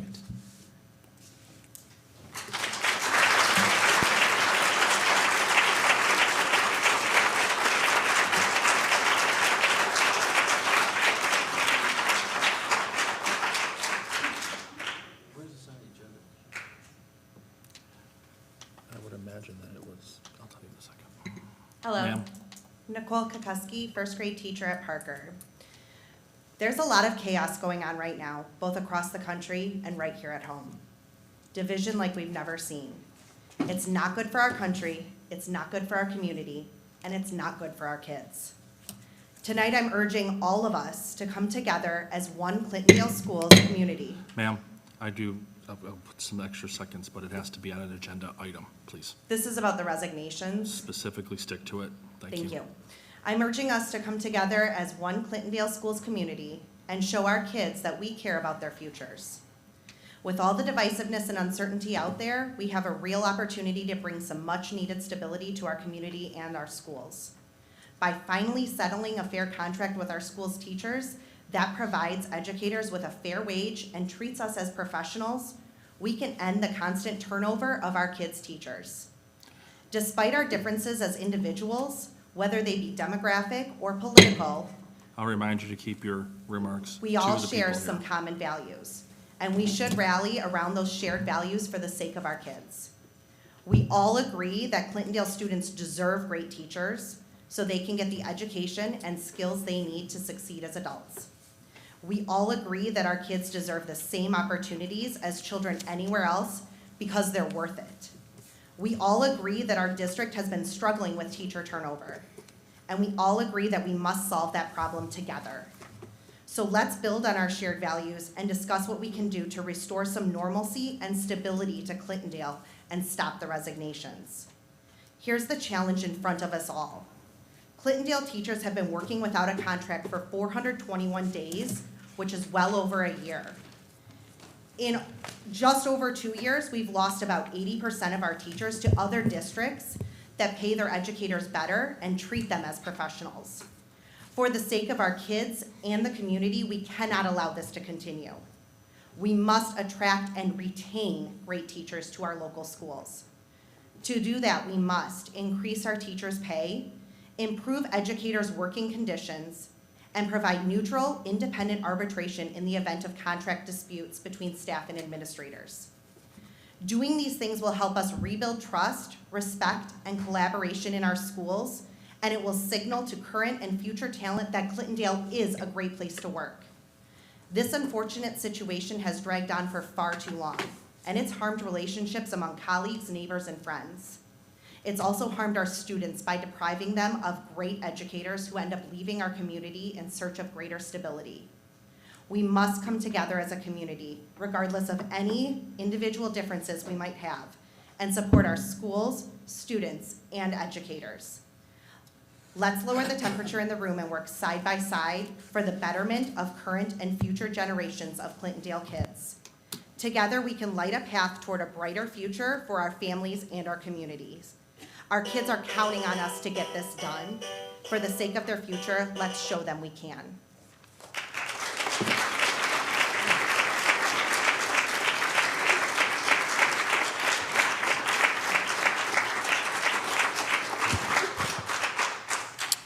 Board members, seeing no more public comments, I will be taking a short recess, 10 minutes here at the request of a board member. Thank you.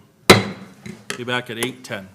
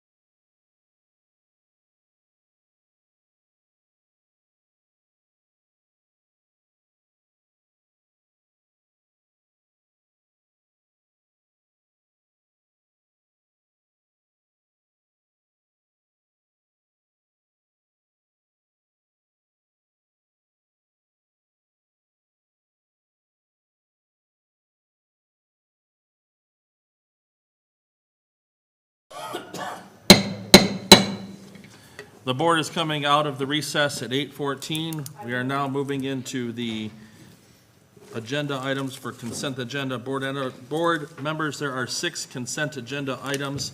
I am looking for a motion to approve the consent agenda as submitted. So moved. Mr. Treasurer Powers, is there support? Support by Mr. Trustee Kurt Wilson. Discussion? Hearing none. Ms. McDowell, would you please call the roll? Mr. Powers? Yes. Mr. Wilson? Yes. Mrs. Santini? Yes. Ms. Wilson? Yes. Mrs. McDowell, yes.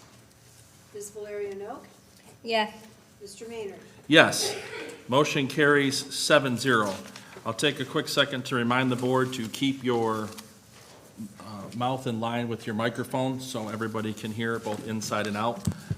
If you lean back, just pull the microphone down a little bit like I'm doing now so it'll pick up the voice total. Thank you.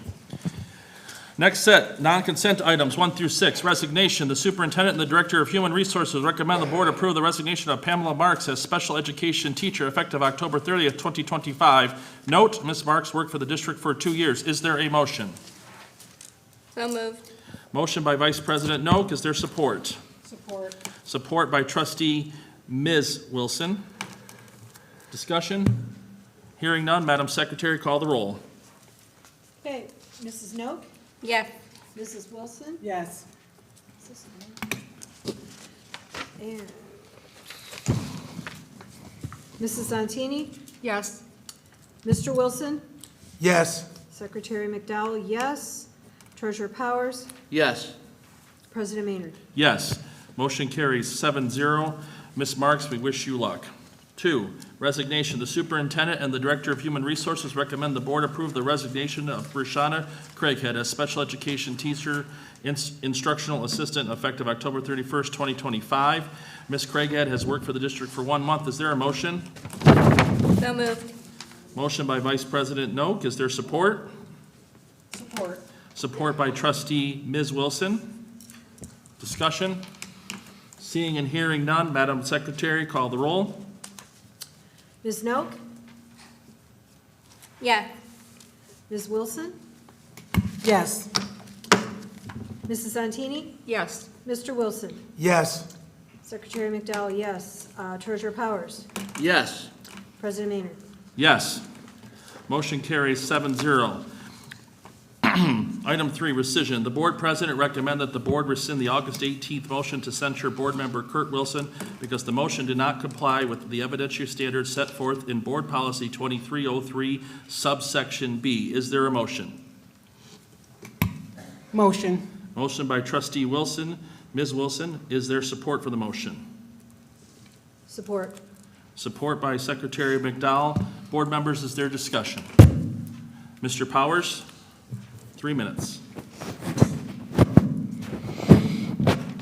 Robert's Rules allows for a motion to censure made by one member for the discipline of another member, and when that member commits the violation that is the subject of the censure at a meeting of the body, in the presence of the body, then that body may move to summary discussion and vote, and if the vote carries, then discipline. That's unmistakable under Robert's Rules of Order. I understand that the board does have policies, specifically Board Policy 2303B, that references a code of ethics of the board members found in Policy 2302.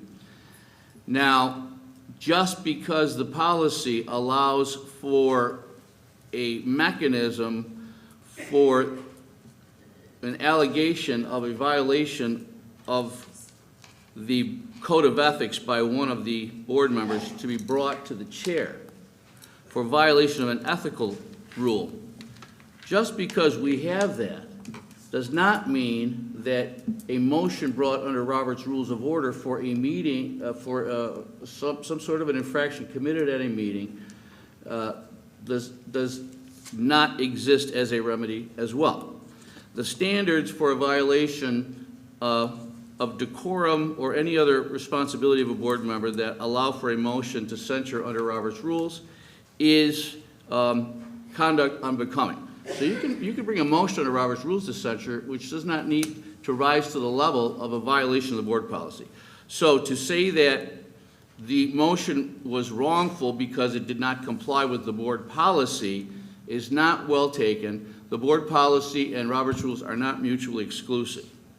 So if that is the reason, and it appears to be the stated reason, then that is not a well-founded rescission, and for that reason I'm voting no. And normally I would say I urge my brothers and sisters on the board to vote no, but apparently to say brothers and sisters is no longer proper because people don't like that. So I will say my colleagues on the board. Thank you. Mr. Power, Treasurer Powers, thank you for clarifying the last statement. Ms. Wilson, just for the board, and I don't have to say this, but for the members that sit to my right, I have full vision out of my eye. For the members who sit to my left, I have what is called a lazy eye. I've had it my entire life. So I apologize if I'm not seeing you. If you would please do me the courtesy of tapping the microphone so I turn this way so I get some sort of hearing. I normally try to spin my head around, but if I'm missing it, please do that for me. Trustee Ms. Wilson, you've asked to be recognized. Thank you, I appreciate that. This was a discussion that during the time that Mr. Wilson, the impromptu censure came about for Mr. Wilson. And I understand Robert's rules is said here, and this is why one of the reasons I was saying Robert's rules need to be investigated and see where it aligns to our policies. But in this case, an impromptu censure, it is Michigan law.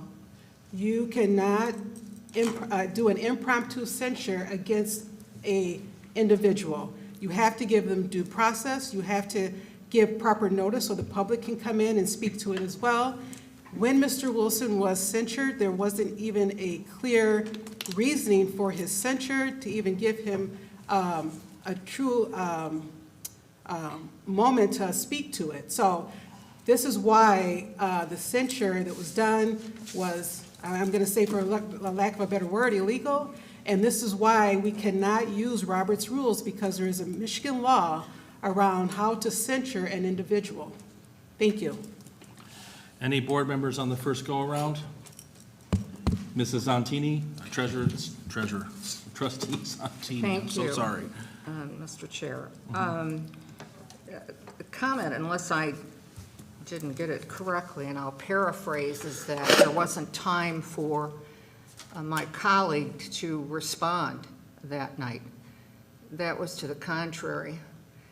The trustee had ample time. In fact, there were 2 attempts to get response from the individual, and it took the second attempt for the gentleman to speak in his behalf. So there wasn't that it was a missed opportunity or that we took away a person's chance to speak.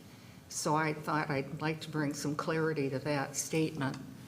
And as far as clarity of the reason being it happened, is that it was directed towards me, and it wasn't an attractive thing or kind thing to say to a fellow colleague. So that's how it came about. It wasn't just pulled out of the air. It didn't come out of anyone's mouth and the individual that it came out of. So I'd like some real clarity, again, that I'd like to speak the truth of how it did come about, why it happened, and who it happened to. And it's not my first time. It's been 5 times of that type of insinuation towards me. Unfairly, unjust, fabricated. All I have done is to do my job to the best I can, and the oaths that I took. That's all. But 5 times those types of comments have been directed to me unfairly and untruthfully. And I have the truth on my side. If not, then it should be proven. It should be proven that it was done. but it hasn't, not 5 consecutive times. There are 2 sides of every coin, and everyone has an opportunity to explain those 2 sides. Thank you very much.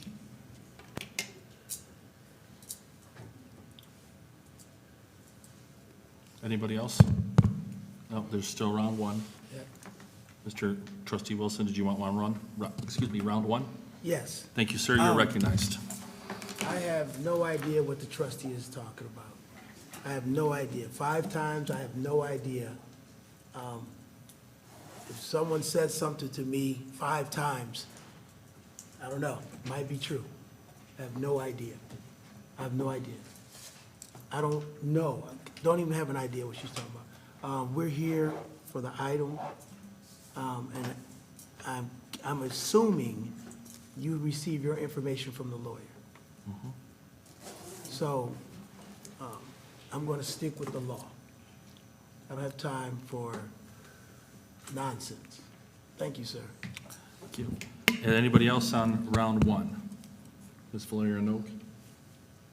No? Ms. McDowell on round one? No? Okay, I'm gonna take a turn on round one. Normally I just skip and go to round two, but I feel that I should explain this a little more, because we've got some competing issues here. Right. So the attorney was looking into this matter. What happened is, without Robert's Rules of Order inside of our method there, we have to follow, and Robert's Rules of Order can only be utilized when something is not spoken into our policy. So when a motion to censure an individual comes up, I'm going to paraphrase 2303B, or 2303. When it comes up, it's presented to the president. If it's in the case of the president, it's presented to the vice president. Then the president, or in the case of the president, the vice president, quote, may, quote, investigate it, talk about it, deal with it, or not. May. Now, if the president chooses to allow it to go forward, there are certain things that have to happen. And 2303B states that an evidentiary process has to be brought forward in the course of action. So if this board felt that I misacted and presented with Ms. Noak a form of censure, and she said to me, Jared, this is what's happening. I said, no, okay, I've disputed it. She says, okay, we got to go to the board because I believe that we have to do some work here. The only thing that is in dispute is the process. And because the process of what was wrong, what was done that evening, the process was wrong. It wasn't the fact that somebody brought the motion up. It wasn't the fact of what was said that evening. It wasn't the fact of how it was said to other people. It was just simply a process problem. And under the law, we have to fix process problems. So I hope that clarifies for everybody this particular thing. So that ends my round one comment. Anybody wishing for round two before we vote? Mrs. Zontini, round two? Oh, yes, maybe I would, again, to clarify, if I wasn't specific enough, then I will apologize. But what I meant was collectively. There's quite a difference. So if I didn't make that clear, then I stand corrected. But it was been a collective total of 5 times being accused something that I'm not. Something that, how I was raised in my household, to respect everyone, to realize that no one is better than anyone else. My dad would always say we put our pant legs on one leg at a time. Kindness and respect I was raised with by a military dad that loved this country as much as I do, and all of you, I'm sure. But that is not me. It never is. It never has been. But 5 times collectively, I've been called names, been referred to 5 times, and I've done nothing. and the respect remains for everyone. Everyone. Thank you. Round two for Mr. Powers, and then round two for the vice president, and then we'll go forward. 3 points. Number one, I must respectfully disagree with the chairman. Policy number 2303 is not exclusive. It does allow for discipline, including censure, even arrest, even removal. You go to jail for violating 2303. But that has to do with the violation of a specifically enumerated rule of board ethics. That's all it relates to. It is not exclusive. It is not by its terms stated to be exclusive. There's no legitimate, reasonable argument that can be made that it's exclusive and that it somehow supplants Robert's Rules of Order. Robert's Rules of Order is the safety net that catches everything else. That's the generic catch-all. 2303 is very specific. You don't have to have a violation of a policy of ethical rule violation for you to bring a motion to censure under Robert's Rules. I respectfully disagree with my other colleague who says that Michigan law forbids an impromptu censure. I do not know that to be the law. I've never heard that before. I don't believe that to be the law. If it is the law, and the trustee can point out to me the Michigan law that forbids an impromptu censure, I certainly will look that up. I'd like a citation, and I will read that law, and I will be the first one to come back and admit to this board that that's what the law says. The chairman talked with a lawyer. I don't know if the lawyer gave Mr. Maynard any law that forbids an impromptu censure. So when the trustee says the law forbids it, if you don't cite the law, then it's hard for us to understand how to evaluate what is being said. And then finally, I respectfully disagree. Certainly, Trustee Kurt Wilson was not given any limitation on his ability to address this. There was a suggestion that he was not given the opportunity, that he was surprised because it was impromptu. We gave him round after round after round. We begged him to come forward. It was a conditional motion. We offered him the opportunity to withdraw the comment or explain the comment. If he could come forward to substantiate the comment, the moving party was more than willing to withdraw the motion. So I don't know how somebody intellectually honest and good faith can sit here and say, if you look at the tape, we begged Mr. Wilson and he had every opportunity. And he wasn't able to come forward to substantiate or justify the very serious thing that he did, which was to call other members of this board into question for violating their constitutional oaths of office. And that's a very serious allegation.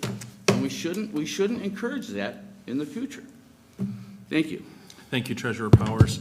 I have next on second round Vice President Wilson, or Vice President Noak, followed by Trustee Kurt Wilson, followed by Trustee Miss Wilson.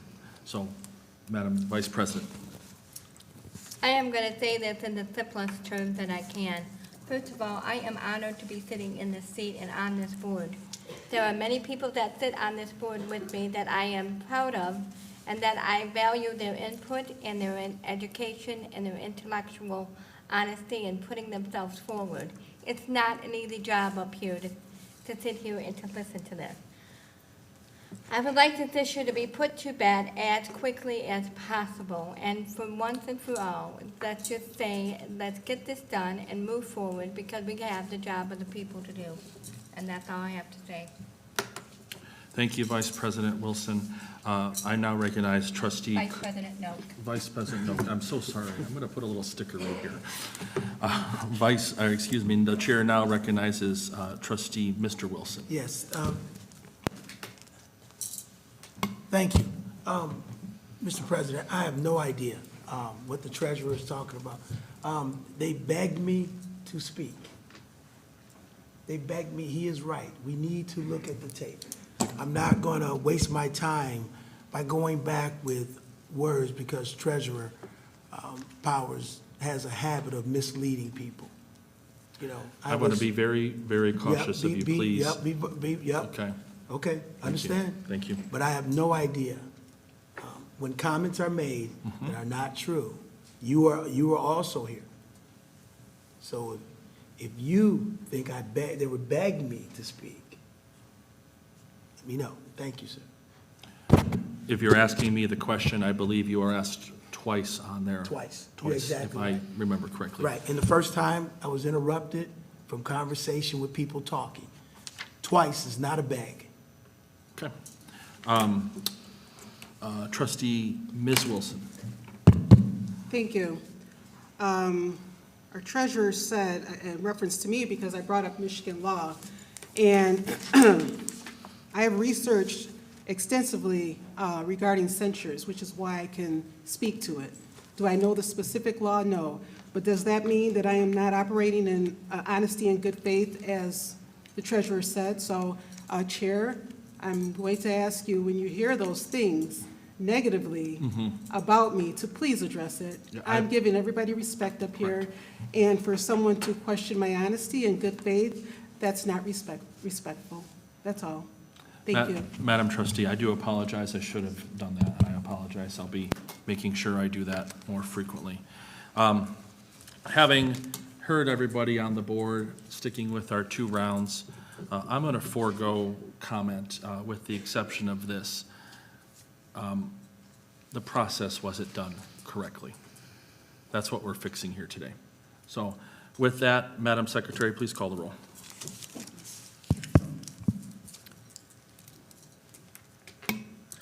Ms. Wilson? I'm sorry. With Oh, motion by yes. Ms. Wilson. Yes. Mrs. McDowell? Yes. Mrs. Santini? No. Mr. Wilson? Yes. Treasurer Powers? No. Mrs. Valerian Oak? No.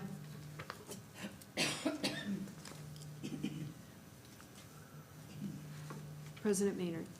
Yes. Motion carries 4-3.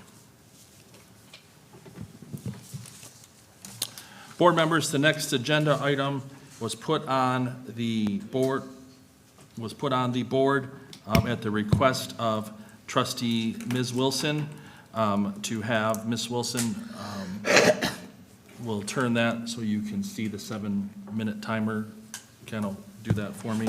And then board members, you'll all be given 3 minutes to respond. And as I recall, and I will state, please keep your remarks positively, everybody, and I will be listening even more intently. At the first sign of negativity, the gavel's coming down. Ms. Wilson, the floor is yours. Thank you. Last meeting, there were quite a few negative things said about me, so I just wanted to address that today. 1, I am not involved with any nepotism. 2, I did not increase legal fees. 3, since I've been here on the board, I've done the best of my ability. I came into this environment not knowing anything, but I took the time to learn, to understand, and to affect change in a positive way. I came in and in the beginning, when Mr. Rucker was disgraced, I took the time, I took a whole weekend to go back and look for ways to demonstrate that what was said about him was untrue.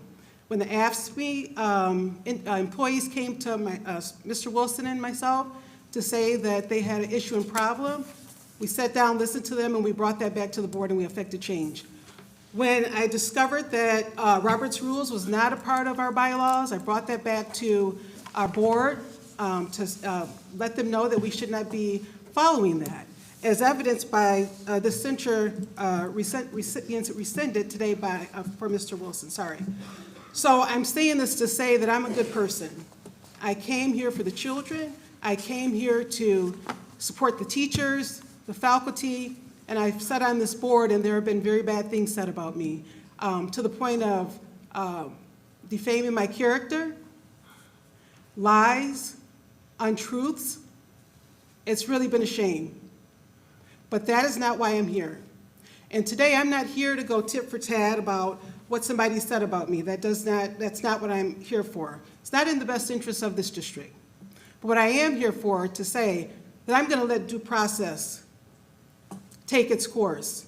And I am going to request of our president that a full investigation be done with what happened to me. A full investigation, and I will be sending this to him within the next couple of days, justifying why there should be an investigation into the discrimination that I believe that I have had to endure, the retaliation that I have had to endure, what I believe was a conspiracy to remove me from the presidency, what I also believe were Open Meetings Act violations.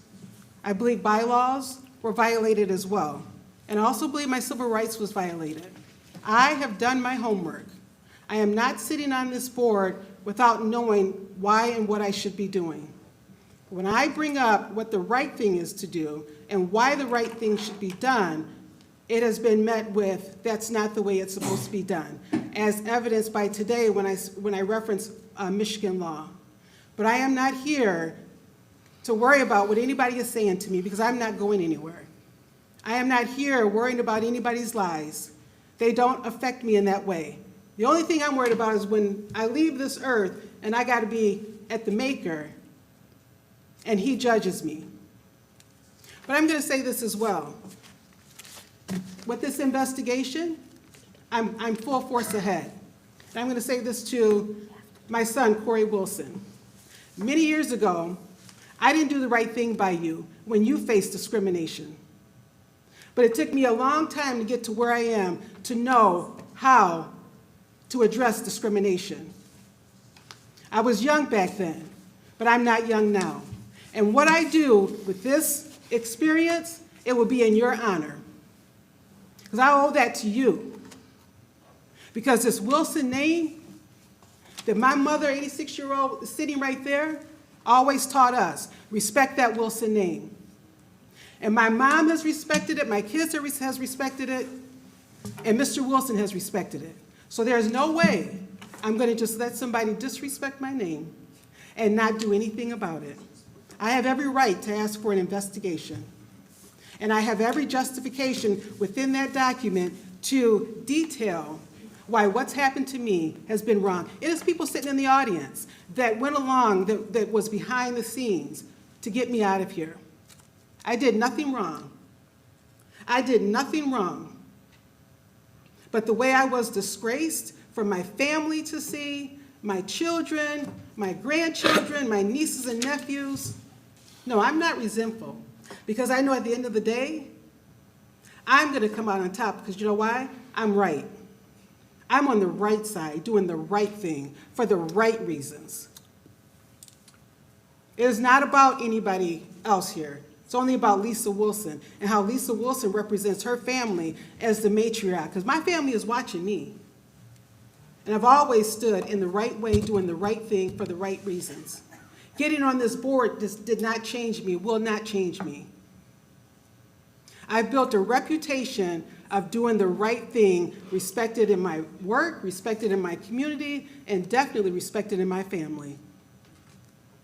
So it's not about tit for tat, saying anything wrong, to get a uprise or whatever. I don't owe anybody anything. But it will be the investigation by a third party. And let's see what they come back with. Let's see what they come back with. Thank you, Chair, for the opportunity to speak. Thank you, Ms. Wilson, for keeping your...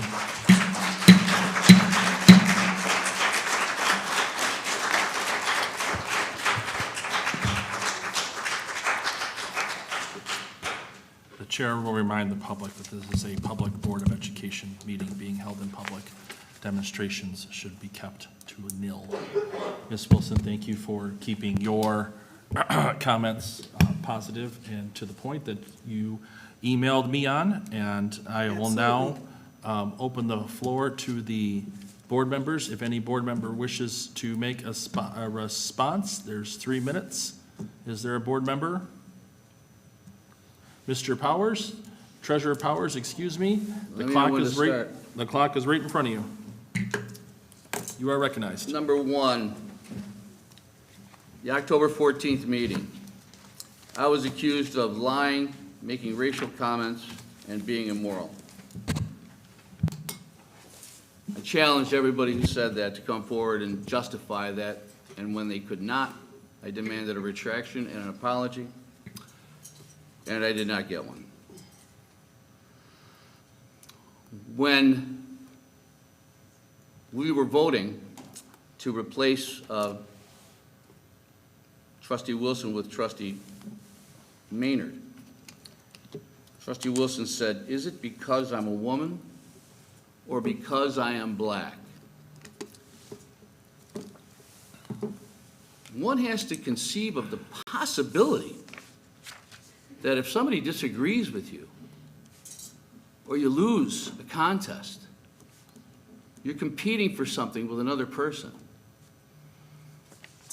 And when you don't get that, when you don't demonstrate that you've earned that,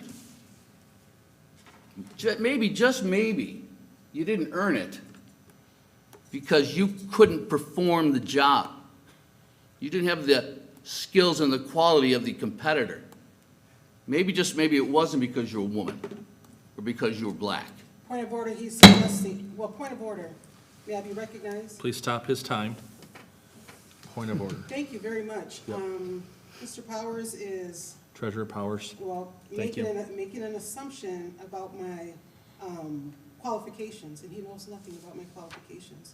And I don't think that that is the right thing for him to be judging what my qualifications are. So, Chair, I'm asking you, he could not know what my qualifications are for the presidency, and he's saying I did not earn it.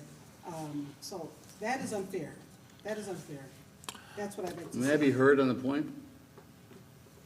Ms. Wilson, while it may be unfair, Mr. Powers has an afforded First Amendment right to state what he thinks and how he believes. So therefore, I will side and say, well, yes, I hope the comments remain positive, but he does have his right to say that you are unqualified. In 2 weeks, he has a right to say, if I'm unqualified. 3 weeks later, he has the right to say, if other people are unqualified. As long as he doesn't say you're unqualified due to a selective class or a discriminatory thing on the law, I will have to side with him on this matter for that reason. It is no disrespect to you. It is just his First Amendment rights to state why he feels a change should have been made. Thank you. Mr. Powers, please continue. Number two, the question was, what's better for this district at the moment? Mr. Maynard's leadership, who's got 35 months of experience, many months as a president of this board, or Ms. Wilson. We were given a choice.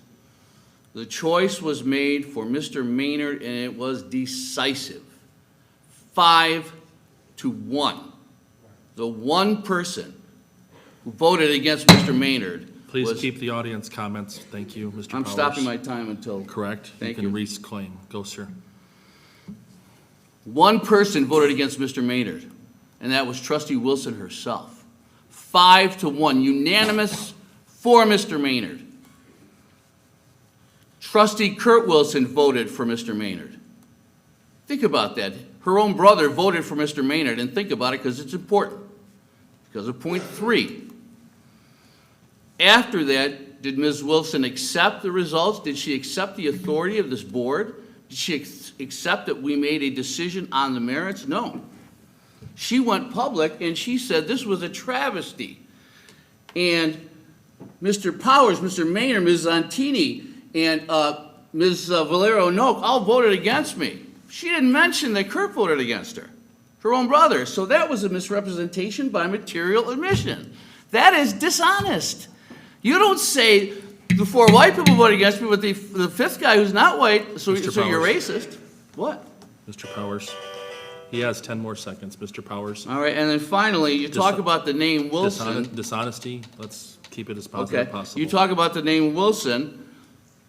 Ms. Wilson, how proud she is. Ms. Wilson said that anybody with the name Powers is garbage. I have a 40-day-old grandson. His last name is Powers. Is he garbage? So I'm going to ask again for a retraction and apology, and guess what? I bet you I'm not going to get it. Mr. Powers, thank you for your comments. I believe I saw the hand of trustee Kurt Wilson, and then I see Mrs. Valerio Noak. And do either of you, then Ms. McDowell, and then Mrs. Zontini? Yes? Okay. We'll go in that order, sir. You're recognized for your 3 minutes. This is why we need new leadership, is how he started. It's hard not to be negative when people do not tell the truth. I took everything that Treasurer Powers said. For example, at 1413, he said 4 figures in legal fees over $12,000. He attributed that to Miss Wilson. But I looked at the bill run. The bill run was from 825 to 918.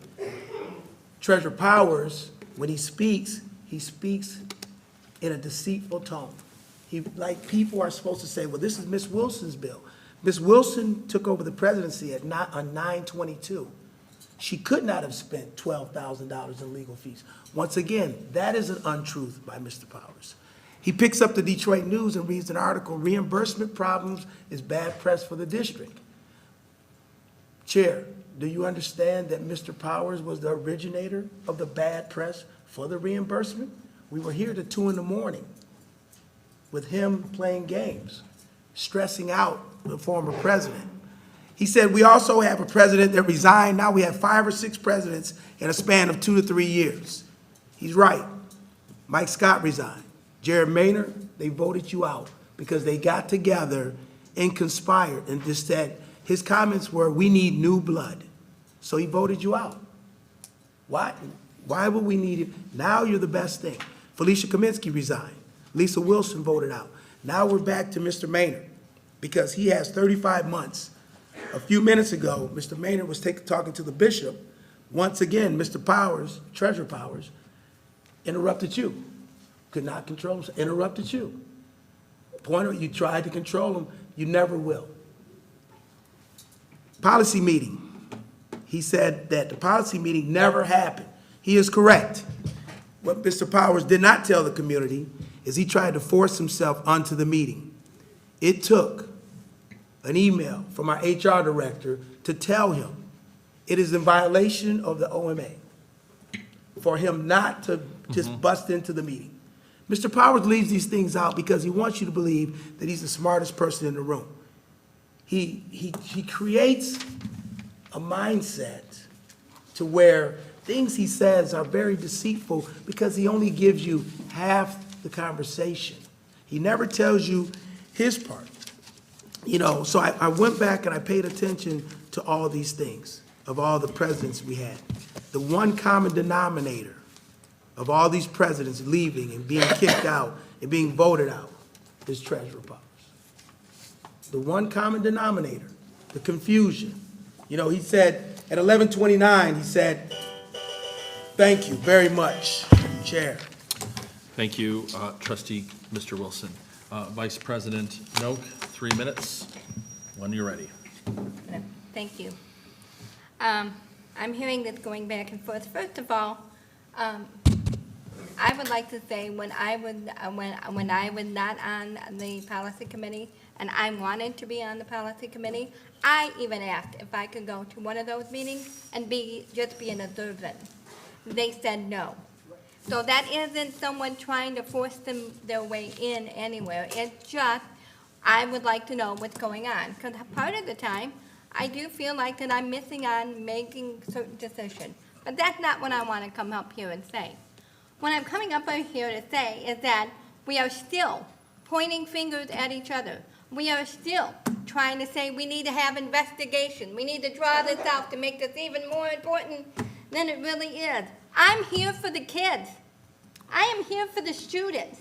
And I want to know when we're going to get to taking care of our kids. I'm sorry, I'm getting really frustrated here just a little bit, but all of you are good people. You came here for a reason, and I thought it was to take care of the business of Clintondale School. Let's do that. I'm done. Thank you. Secretary McDowell, 3 minutes, ma'am, when you're ready.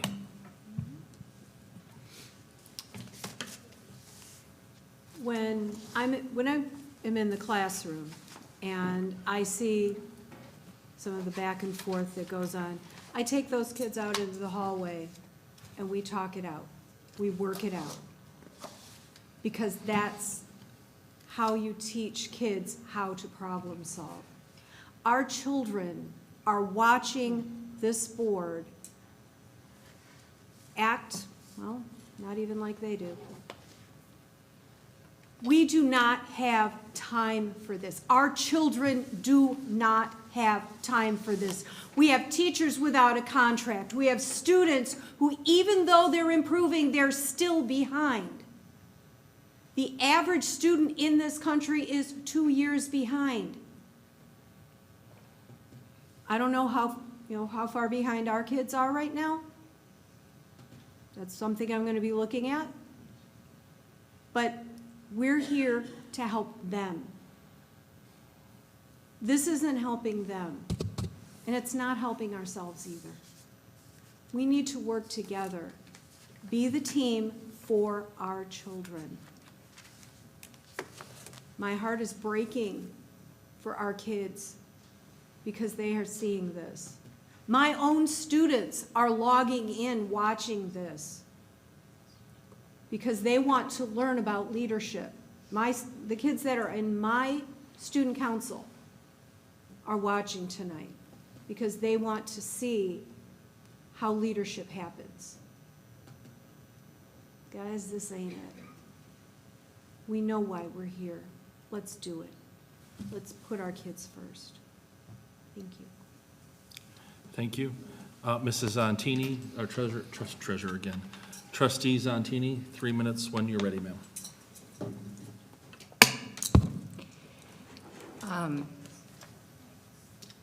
Everything that my colleague said, I agree with her, of course. It is about our children. It's about education. But it's also people willing to work together, to have unity, to have understanding. And we're not always going to agree. It's just nature. But we're to listen to each other and then derive information of maybe think of it a different way, whatever that we're not agreeing upon. But in saying that, you still have to work out problems. You cannot just put everything under the rug. We've had problems here at CCS. I've lived in this district for 42 years, and so many things were put underneath the rug. So it needs to be in an open forum. It needs to be people to understand what's going on in this committee, and this board, rather, I should have said. But if we're asking for another investigation, to spend more money, to take away from the children, as our secretary just mentioned, when we have teachers that don't have a contract of, 411 days? I hope I'm right on that. That needs to change, too. So I agree with her on that, absolutely. When I see a sea of green out there. But more importantly, if there's going to be an investigation, and we're going to waste money on this, because we have wasted, and I'm not sure of the exact number, if it was $12,000 or $15,000 to censure 3 of us, me included, and 2 other board members. What a waste of dollars when I look at all those green signs out there. Trustee Zontini, Thank you. the censures were not part of the discussion. Okay, I do apologize. Thank you. I'm sorry. I'm kind of overwhelmed by seeing all the teachers out here and what you've said tonight. I don't know, do I have another minute. You have another minute. Okay. So if we're asking to waste more money, investigations, then I'm going to request an investigation for myself because of collectively of 5 times being accused of something that I'm not. And yes, I have a good name too. And yes, I have a family that care about me and understand me.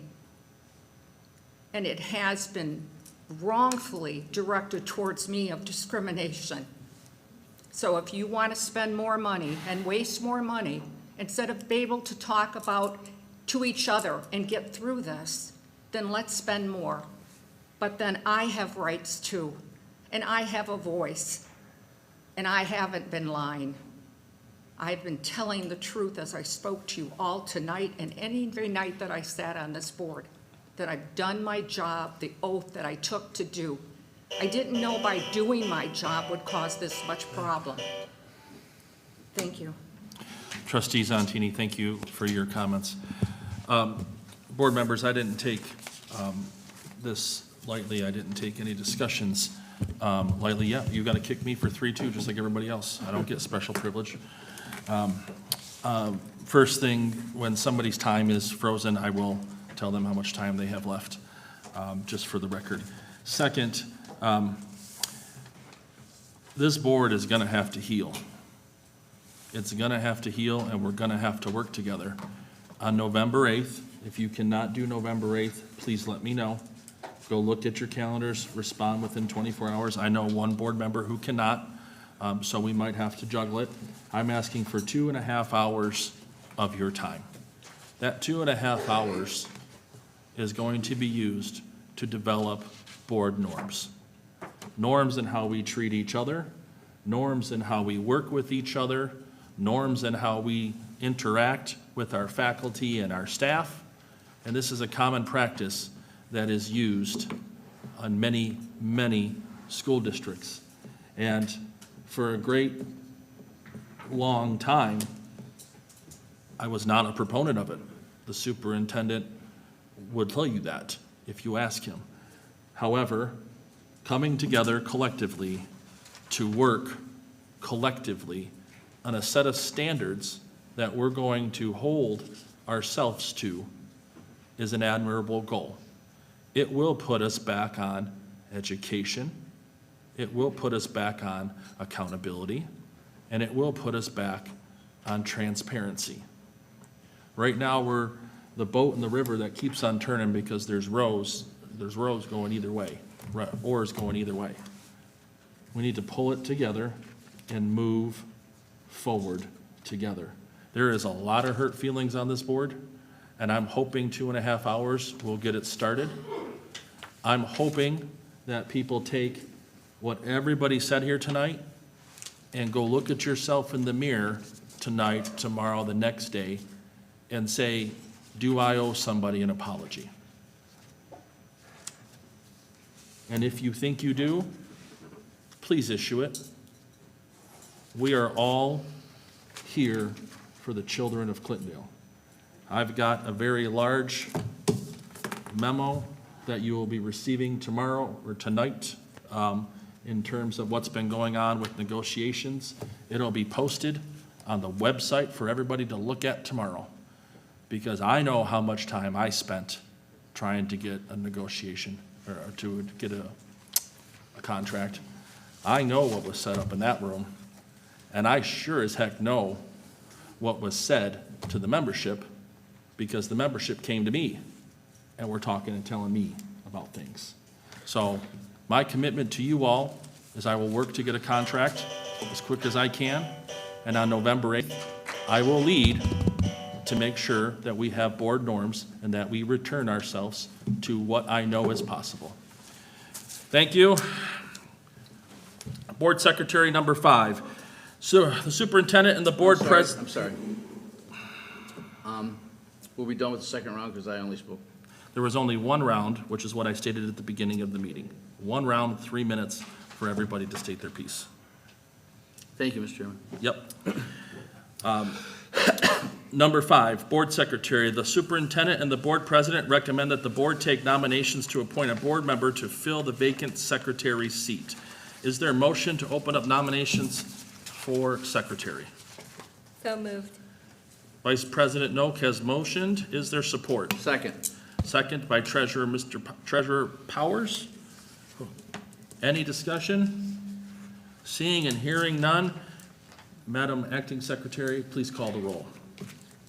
Ms. Valerian Oak? Yes. Treasurer Powers? Yes. Trustee Zontini? Yes. Trustee Wilson? Yes. And Trustee Wilson? Yes. The Secretary McDowell, yes. And President Maynard? Yes. Motion carries 7-0. Board members, the floor is now open for a nomination. Is there a member wishing to make a nomination? I'd like to make a nomination. Vice President, you are recognized. I'd like to nominate Ava McDowell for the position. Second. Mr. Powers has seconded, Treasurer Powers, excuse me. Is there any further nominations? Any discussion, board members? Hearing none, Madam Acting Secretary, please take the roll on your own nomination.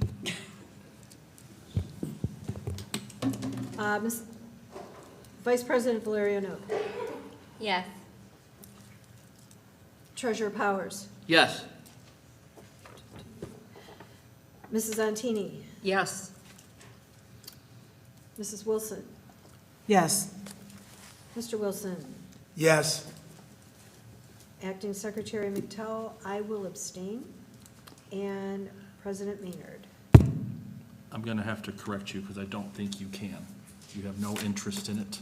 There's no financial interest for you. I don't think you can abstain. If you want me to pull the book, I'll pull the book. It's here. Yes, then. Thank you. And if I'm wrong, I'll bring it back for correction at the next meeting. No biggie. You're up. Yes. Motion carries 7-0. Welcome officially and fully Secretary McDowell. Secretary McDowell, thank you very much for taking on this important role. At the next meeting, you will be seated either between Ken and I or on the other side of Ken next to Mr. Powers.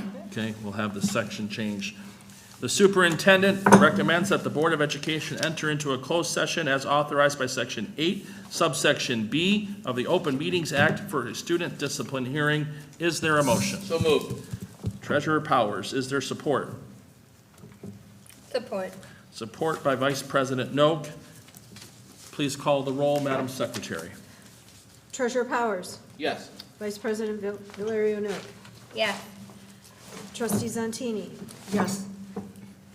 Mrs. Wilson. Yes. Mr. Wilson. Yes. Secretary McDowell, yes. President Maynard. Yes. Motion carries 7-0. The board will be going into closed session after public comment, which is our standard procedure. We are now at the point of the agenda where general public comment on items not on the agenda. We encourage you to voice your opinion on topics. Stop for 1 second, board members. Before I read into this public comment, there was something I meant to bring up in your report, Mr. Superintendent, and we have gone, and I apologize, board, just give me a leeway. 4 inciting things have happened in Clintondale. Number 1, our Lady Dragons volleyball team defeated the Shamrocks of East Point. Okay? Yay. Number 2, we have the most exciting, inspirational leaders in our school that I've ever seen. It was so cold at Sterling Heights, but our cheerleaders still came out and still rocked it. So I want to thank them for coming out. Number 3, tomorrow, 4 o'clock, if you're all available, stay away from each other because we can't be in a group. But our only cross-country runner and who happens to be a student member of the Board of Education, Mr. Kurt Violet, is running. And I will only say to the staff who is here, if you see him, give him some encouragement. Tell him 550, you can do it. 550, you can do it. He'll know what you're saying. And the 4th thing, because it's positive and I want everybody to hear, the Dragons beat the Stallions in very good fashion, and that earned them a trip to the playoffs against Almont this coming Friday. So Go Dragons. I encourage you all to travel to Almont. I'm driving, so I can take 1, 2, 3 people, I guess. That's less Ken loans me his truck, then we can throw them all in the back. But going from there, so thank you for that indulgence. I meant to say it during your report, and I apologize. And best wishes to our athletic director, who is home recovering from a successful surgery, I believe is the thing. General public comment on items not on the agenda. We encourage you to voice your opinion on topics not on the agenda. Please stand and be recognized by the chairperson and state your name and address before commenting. To provide the opportunity for all to participate, board policy limits each individual to 3 minutes. To ensure due process and respect of individual rights, the district maintains a formal process for handling complaints against individuals. A problem involving an individual or individuals or a specific incident is best handled through administrative channels. Speakers are asked to express themselves in a civil manner with due respect for the dignity and privacy of others who may be affected by your comments. Should speakers be aware that if your statements violate the rights of others under the law of defamation or invasion of privacy, you may be held legally responsible. Is there an individual for public comment? Ma'am, you'll be given 3 minutes. Please state your name for the record, and Mr. Jansrick will start your time. Amy Holloway. I work at McGlennon, Parker, and Rainbow Elementary. Good evening. I have been a teacher at Clintondale Community Schools for 25 years. These past few years have been extremely difficult, working without respect or a fair contract. I would like to know from each of you if you've ever worked a job where you've had to keep up with training, pay for certification, all while not getting a pay raise during 18 of the 25 years that you have been there. In fact, several of those years, you took a pay decrease or even a freeze. This is not how the real world works, and yet Clintondale feels that this is acceptable. I have watched so many friends and colleagues walk out the door due to these conditions and so much more. When I first came to Clintondale, I felt like I belonged to a family. I left the parochial system to come over, and I loved the sense of family. We supported each other in good times. We helped each other during our struggles. I have had my shares of ups and downs, just like other people in this district. But when I needed the help and support, it was no longer there. The sense of family was gone, along with over 80% of colleagues. One main reason so many of us being left and being penalized for using our own days and pay dockage for using our personal days. I was hit with cancer. We used to be able to donate days to people who needed them. When I asked the superintendent about bringing that back or having some sort of bank, no answer was provided. I know of employees that have had their paycheck stocked a large amount for using days that they had their own personal days. Things come up, and those days are for us to use when we need them, not to be used as a judgment towards our evaluation or a dockage of pay. Another main reason for so many of us leaving is a lack of respect, to give us a fair contract and to bargain in good faith. I just recently found out that we were offered another option to our Mesa medical coverage, one that would not cost the district another cent, and you denied us the chance to get it. So now that we're all faced with paying another $200 a month towards it, how are we to survive and to pay our bills? I know of so many teachers that cannot make their rent or house payments due to the rising costs and lack of understanding. How can administration take raises when we all suffer? The teachers are and will continue to be the backbone of this district. I really have a hard time understanding your lack of overall respect for the teachers of this place. One of the buildings I work in doesn't even have a working sink in its teacher's lounge. Not to mention the fact that you do not value us enough to give us a contract that we deserve or the chance to have the insurance that we can afford. It is currently being held over our heads like a bullying technique, which is blackmail. This is no way to treat our teachers. We have lost so many, and so many students have left because of the current decisions. These numbers of teachers and districts, you need to be aware, things need to change in this district overall.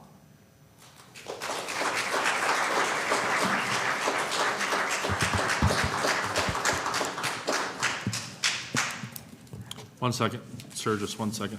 Ms. Holloway, you did email me about the sink. I did speak to the superintendent about the sink. It is on its way. It's just on order. So I'm aware of it. It is happening, and it is coming.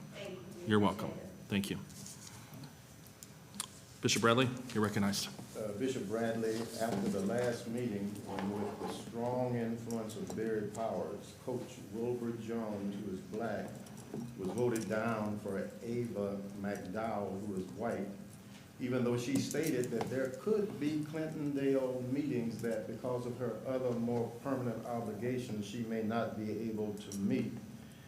I'm going to ask a question at the end of what I have to say.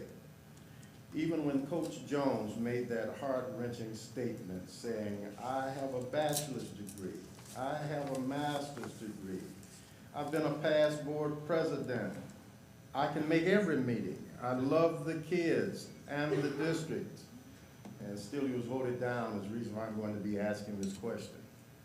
And after President Kaminsky abruptly resigned, weary, worn, and disgusted, this board's greatest fear occurred. A black woman became president. And so within 2 short meetings, a chain of events took place that removed her from that position. And after the constant harassment of 2 black board members who were elected, the Wilsons, and even fabricating allegations against both, to include Mr. Wilson's wife, is the reason why I'm asking this question. And so the question that I have to ask, because when you become a majority white 5 board members, then all of a sudden the cry goes out, can't we all get along?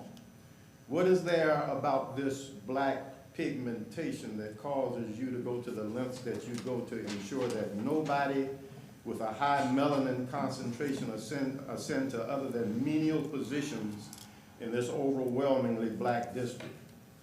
Why is that? What is the backstory as to why Brodnick, black, had to go? Beverly Lewis Moss, black, had to go. Dr. Belinda Hicks, black, had to go. Valerie, black, had to go. Rucker, black, had to go. Jones, black, had to be overwhelmingly voted against to fill a vacancy in a majority black district. What is there about this skin color that causes you to recoil, as your voting pattern shows, when a black wants to sit in one of those chairs? And then when you get the majority that you want, then you say, can we all get along? This is the question that needs to be answered in light of the preponderance of the evidence of the blacks that have been run out of here to keep this board white in a majority black district. This matter needs to be addressed. And I'm not going to be satisfied with the fact that when you get what you want, then you turn around and say, can we all get along?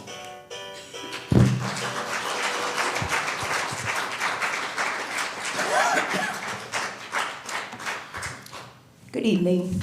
Lori Ringstad, 39024 Canterbury Drive, Harrison Township. I resigned from my position as a speech-language pathologist at Clintondale Community Schools in June 2025. Prior to my departure, I communicated my reasons directly to the board and submitted an official exit survey from the district. Despite this, there appears to be a narrative suggesting that my resignation was due to a lack of loyalty to Clintondale. This could not be further from the truth. I have always been committed to my profession and to the students and families I served in Clintondale. I am eligible for retirement in 3 years. I had intended to finish my career in this district, and had the working conditions been fair and respectable, had the educators in this district been granted a fair and equitable contract, I would have remained for 3 more years and finished my career here.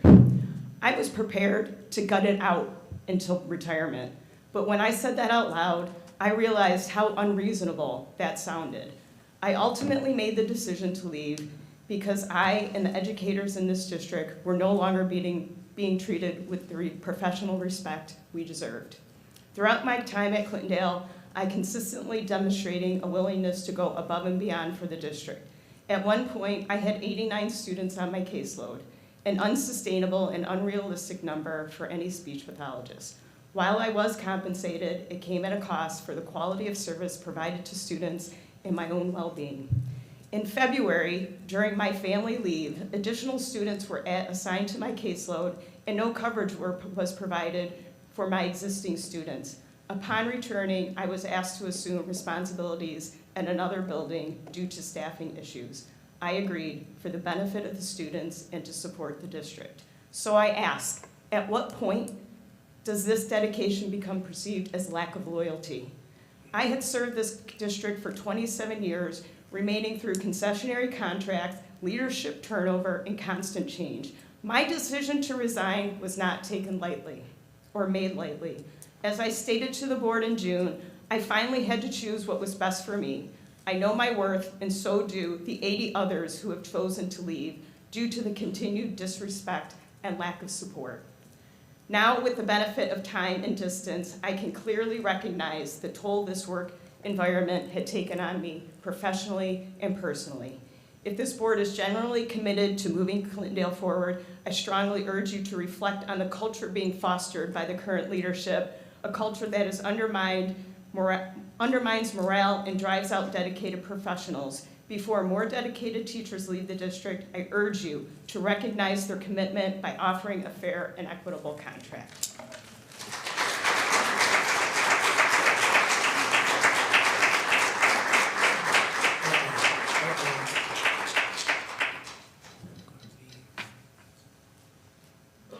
Hello again, Suzanne Woda, 39870 Massachusetts Drive in Harrison Township. So I really I brought a highlighted statement that was given to me. I, through the years, have made concessions with all of my colleagues for the good of the district for long periods of time. We've been without a contract for all these days. And I'd specifically like to know if you are aware of the proposal for our insurance, just because it's an example. Stop your time. 1 second, stop your time. Mrs. Woda, what you do not know is that I am taking over as chair of the negotiating committee.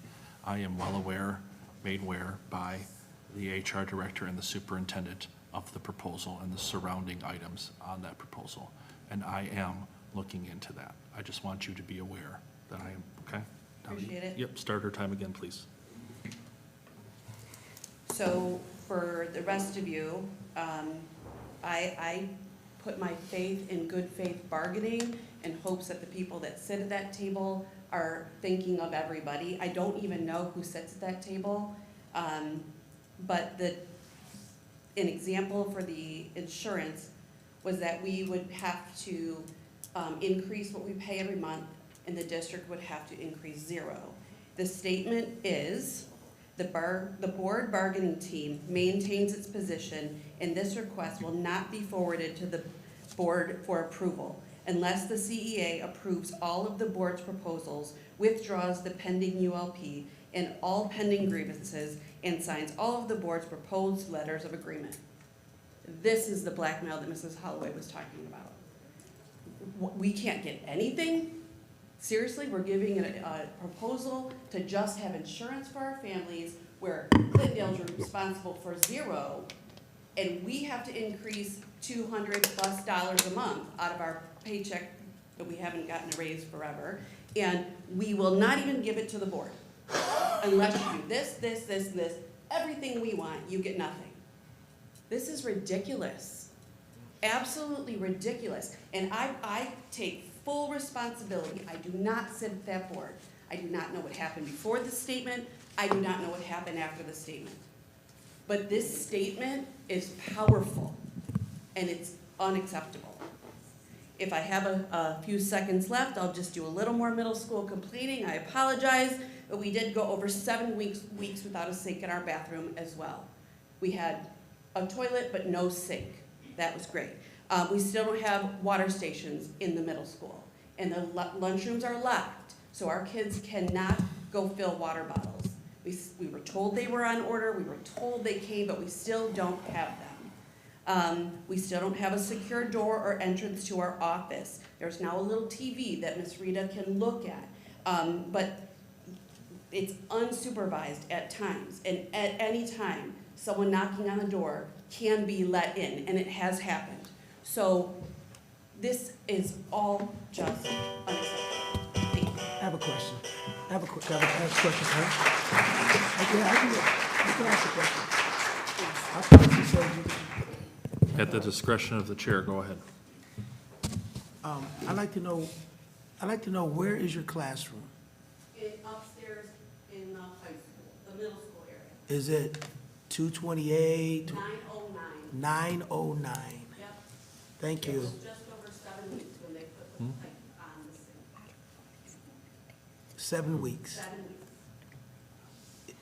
Yep. And this is upstairs of the high school. Upstairs, staff. Thank you. Upstairs staff. Thank you, ma'am. So, ma'am, before you take the podium, Ms. Woda, has your other request of the sign been put up yet? the team sign thingy? Yeah. Okay. Second request, on your, you know what, I'll set up a meeting with you, me and Ken, and we'll discuss this, the rest of your stuff. Okay? Thank you. I'm sorry, ma'am, for stopping you, pausing you, however. My name is Christy King. I'm a community member, a parent, and I'm also the education chair of the NAACP. And I'm here for two reasons.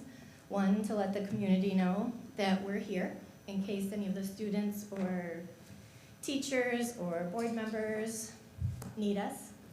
And secondly, from seeing some of the, and hearing some of the comments that were made at the last meeting that were derogatory and ignorantly racist, I thought that maybe instead of memorizing your little pocketbook of Robert's Rules, maybe you could pick up a history book, maybe stamped from the beginning, and learn something. And maybe Miss Santini, you could read White Fragility. Ma'am, you direct your comments to the chair. Thank you.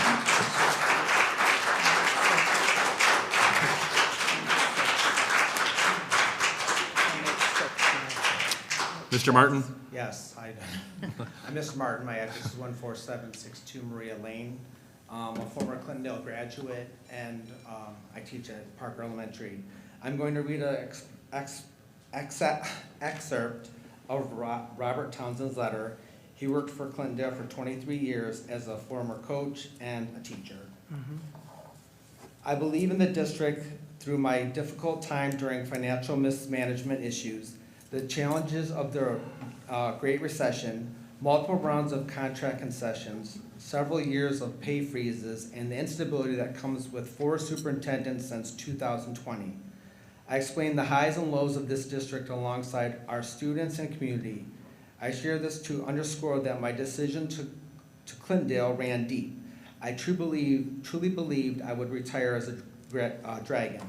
Throughout my years of service, I received offers from other districts and even opportunities outside of education. I turned them all down until the summer of 2022, when I finally agreed to an interview. My growing concerns about the district leadership entailed me in lots of directions, led me to consider the other options. By the fall of 23-24 school year, I actively began searching another position. At that time, I was assigned 4 different courses, 2 of which I had never taught before, without prior notification or opportunity to prepare.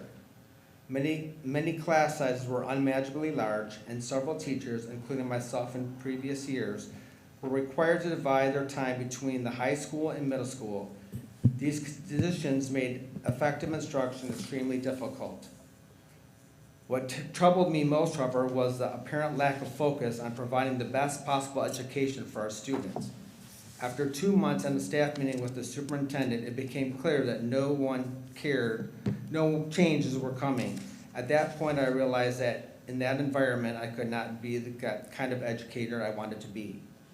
For days, I agonized over the decision. At one point, I talked to a former Clintondale teacher who had left a year earlier, and he said, "You do not deserve how poorly we're treated at Clintondale until you go to another district and see how much they respect their teachers."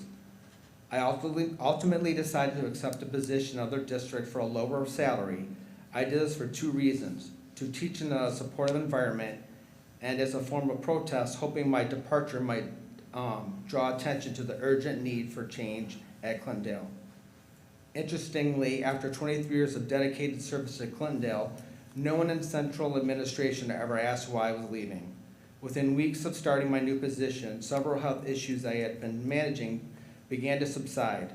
I now feel healthier than I have in over a decade, which I can only attribute to the relief of leaving behind a stressful and unsuitable working environment. Clintondale will always hold a special place in my heart. Thank you.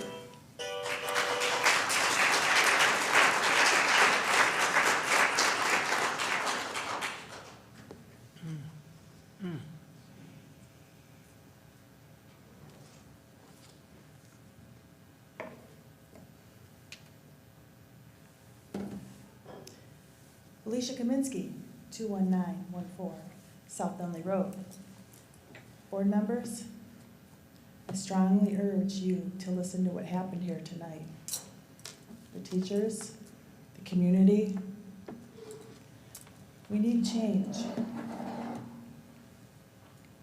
Look in the mirror, look at yourselves, look at the past. It hasn't worked. Be reflective, move forward. You care about the kids. I know you care about the kids. Make it about the kids. Thank you.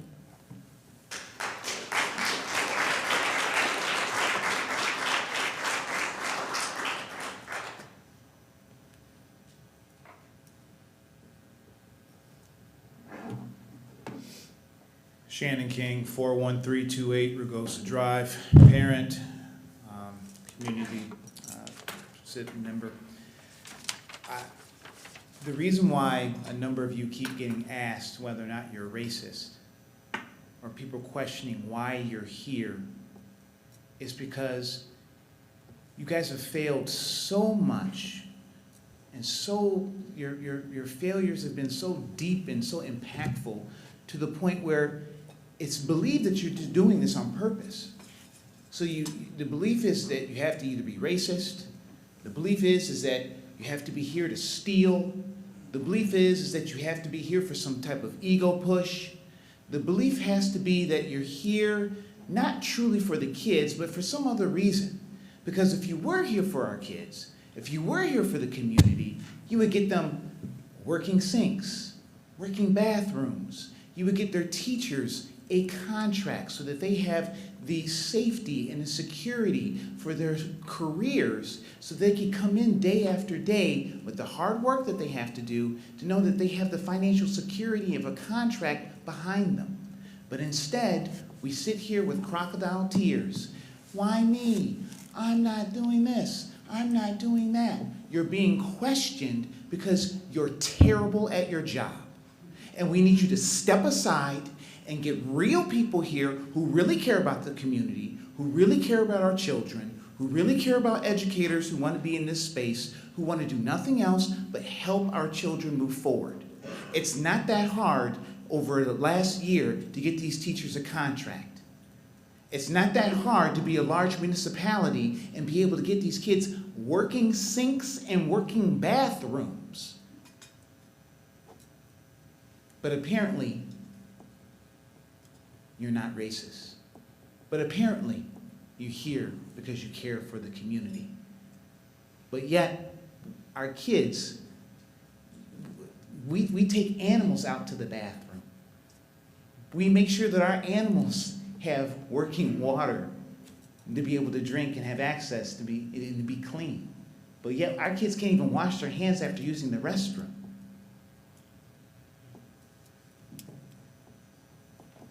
Thanks.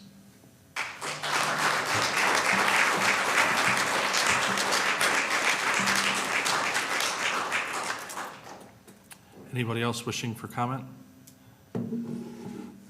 Seeing none, the board stands in recess for 10 minutes, and we're going to go upstairs. Thank you.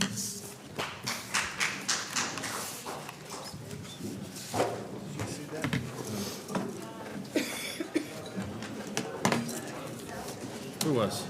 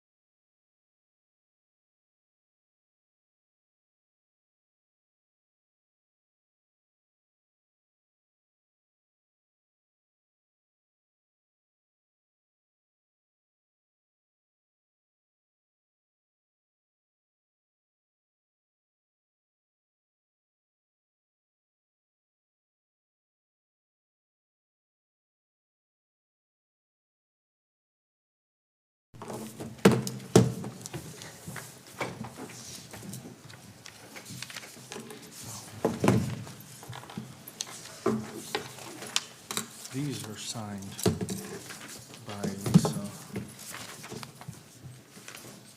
Okay. So it's gotta go home with you. Go back with you. Just, you're right, a little tag or something. I know. Ooh, that was a little loud.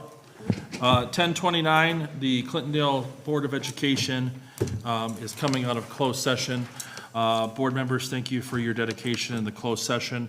I will now lay a motion on the floor that student 17500188866 is expelled from Clintondale Community Schools for 180 days, and he has the ability to return provided that he meets the following criteria: that he attends a successful therapy program, that he completes all schoolwork, and that he remains out of trouble.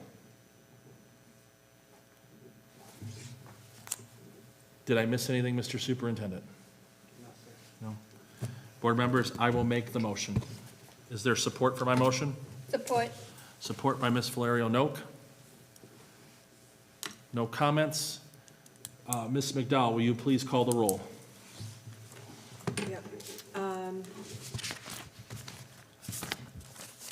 President Eno. Yes. And, oh, for heaven's sakes. Vice President Noak. Yeah, Vice President Noak. Yes. Mrs. Zantini. Yes. Ms. Wilson. Yes. Mr. Wilson. Yes. Treasurer Powers. Yes. Secretary McDowell, yes. President Maynard. I voted first, but I said yes. Oh, yeah. That's Motion right. carries 7-0. You're doing fine. Don't worry, my first time was horrible. I've done that too, don't worry Don't about feel it. bad.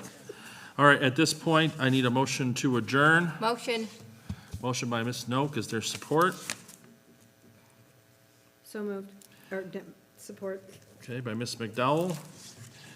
All those in favor signify by saying aye. Aye. Aye. All opposed, same sign. We are adjourned at 10:31 PM. Thank you very much, everybody. Adios. All right.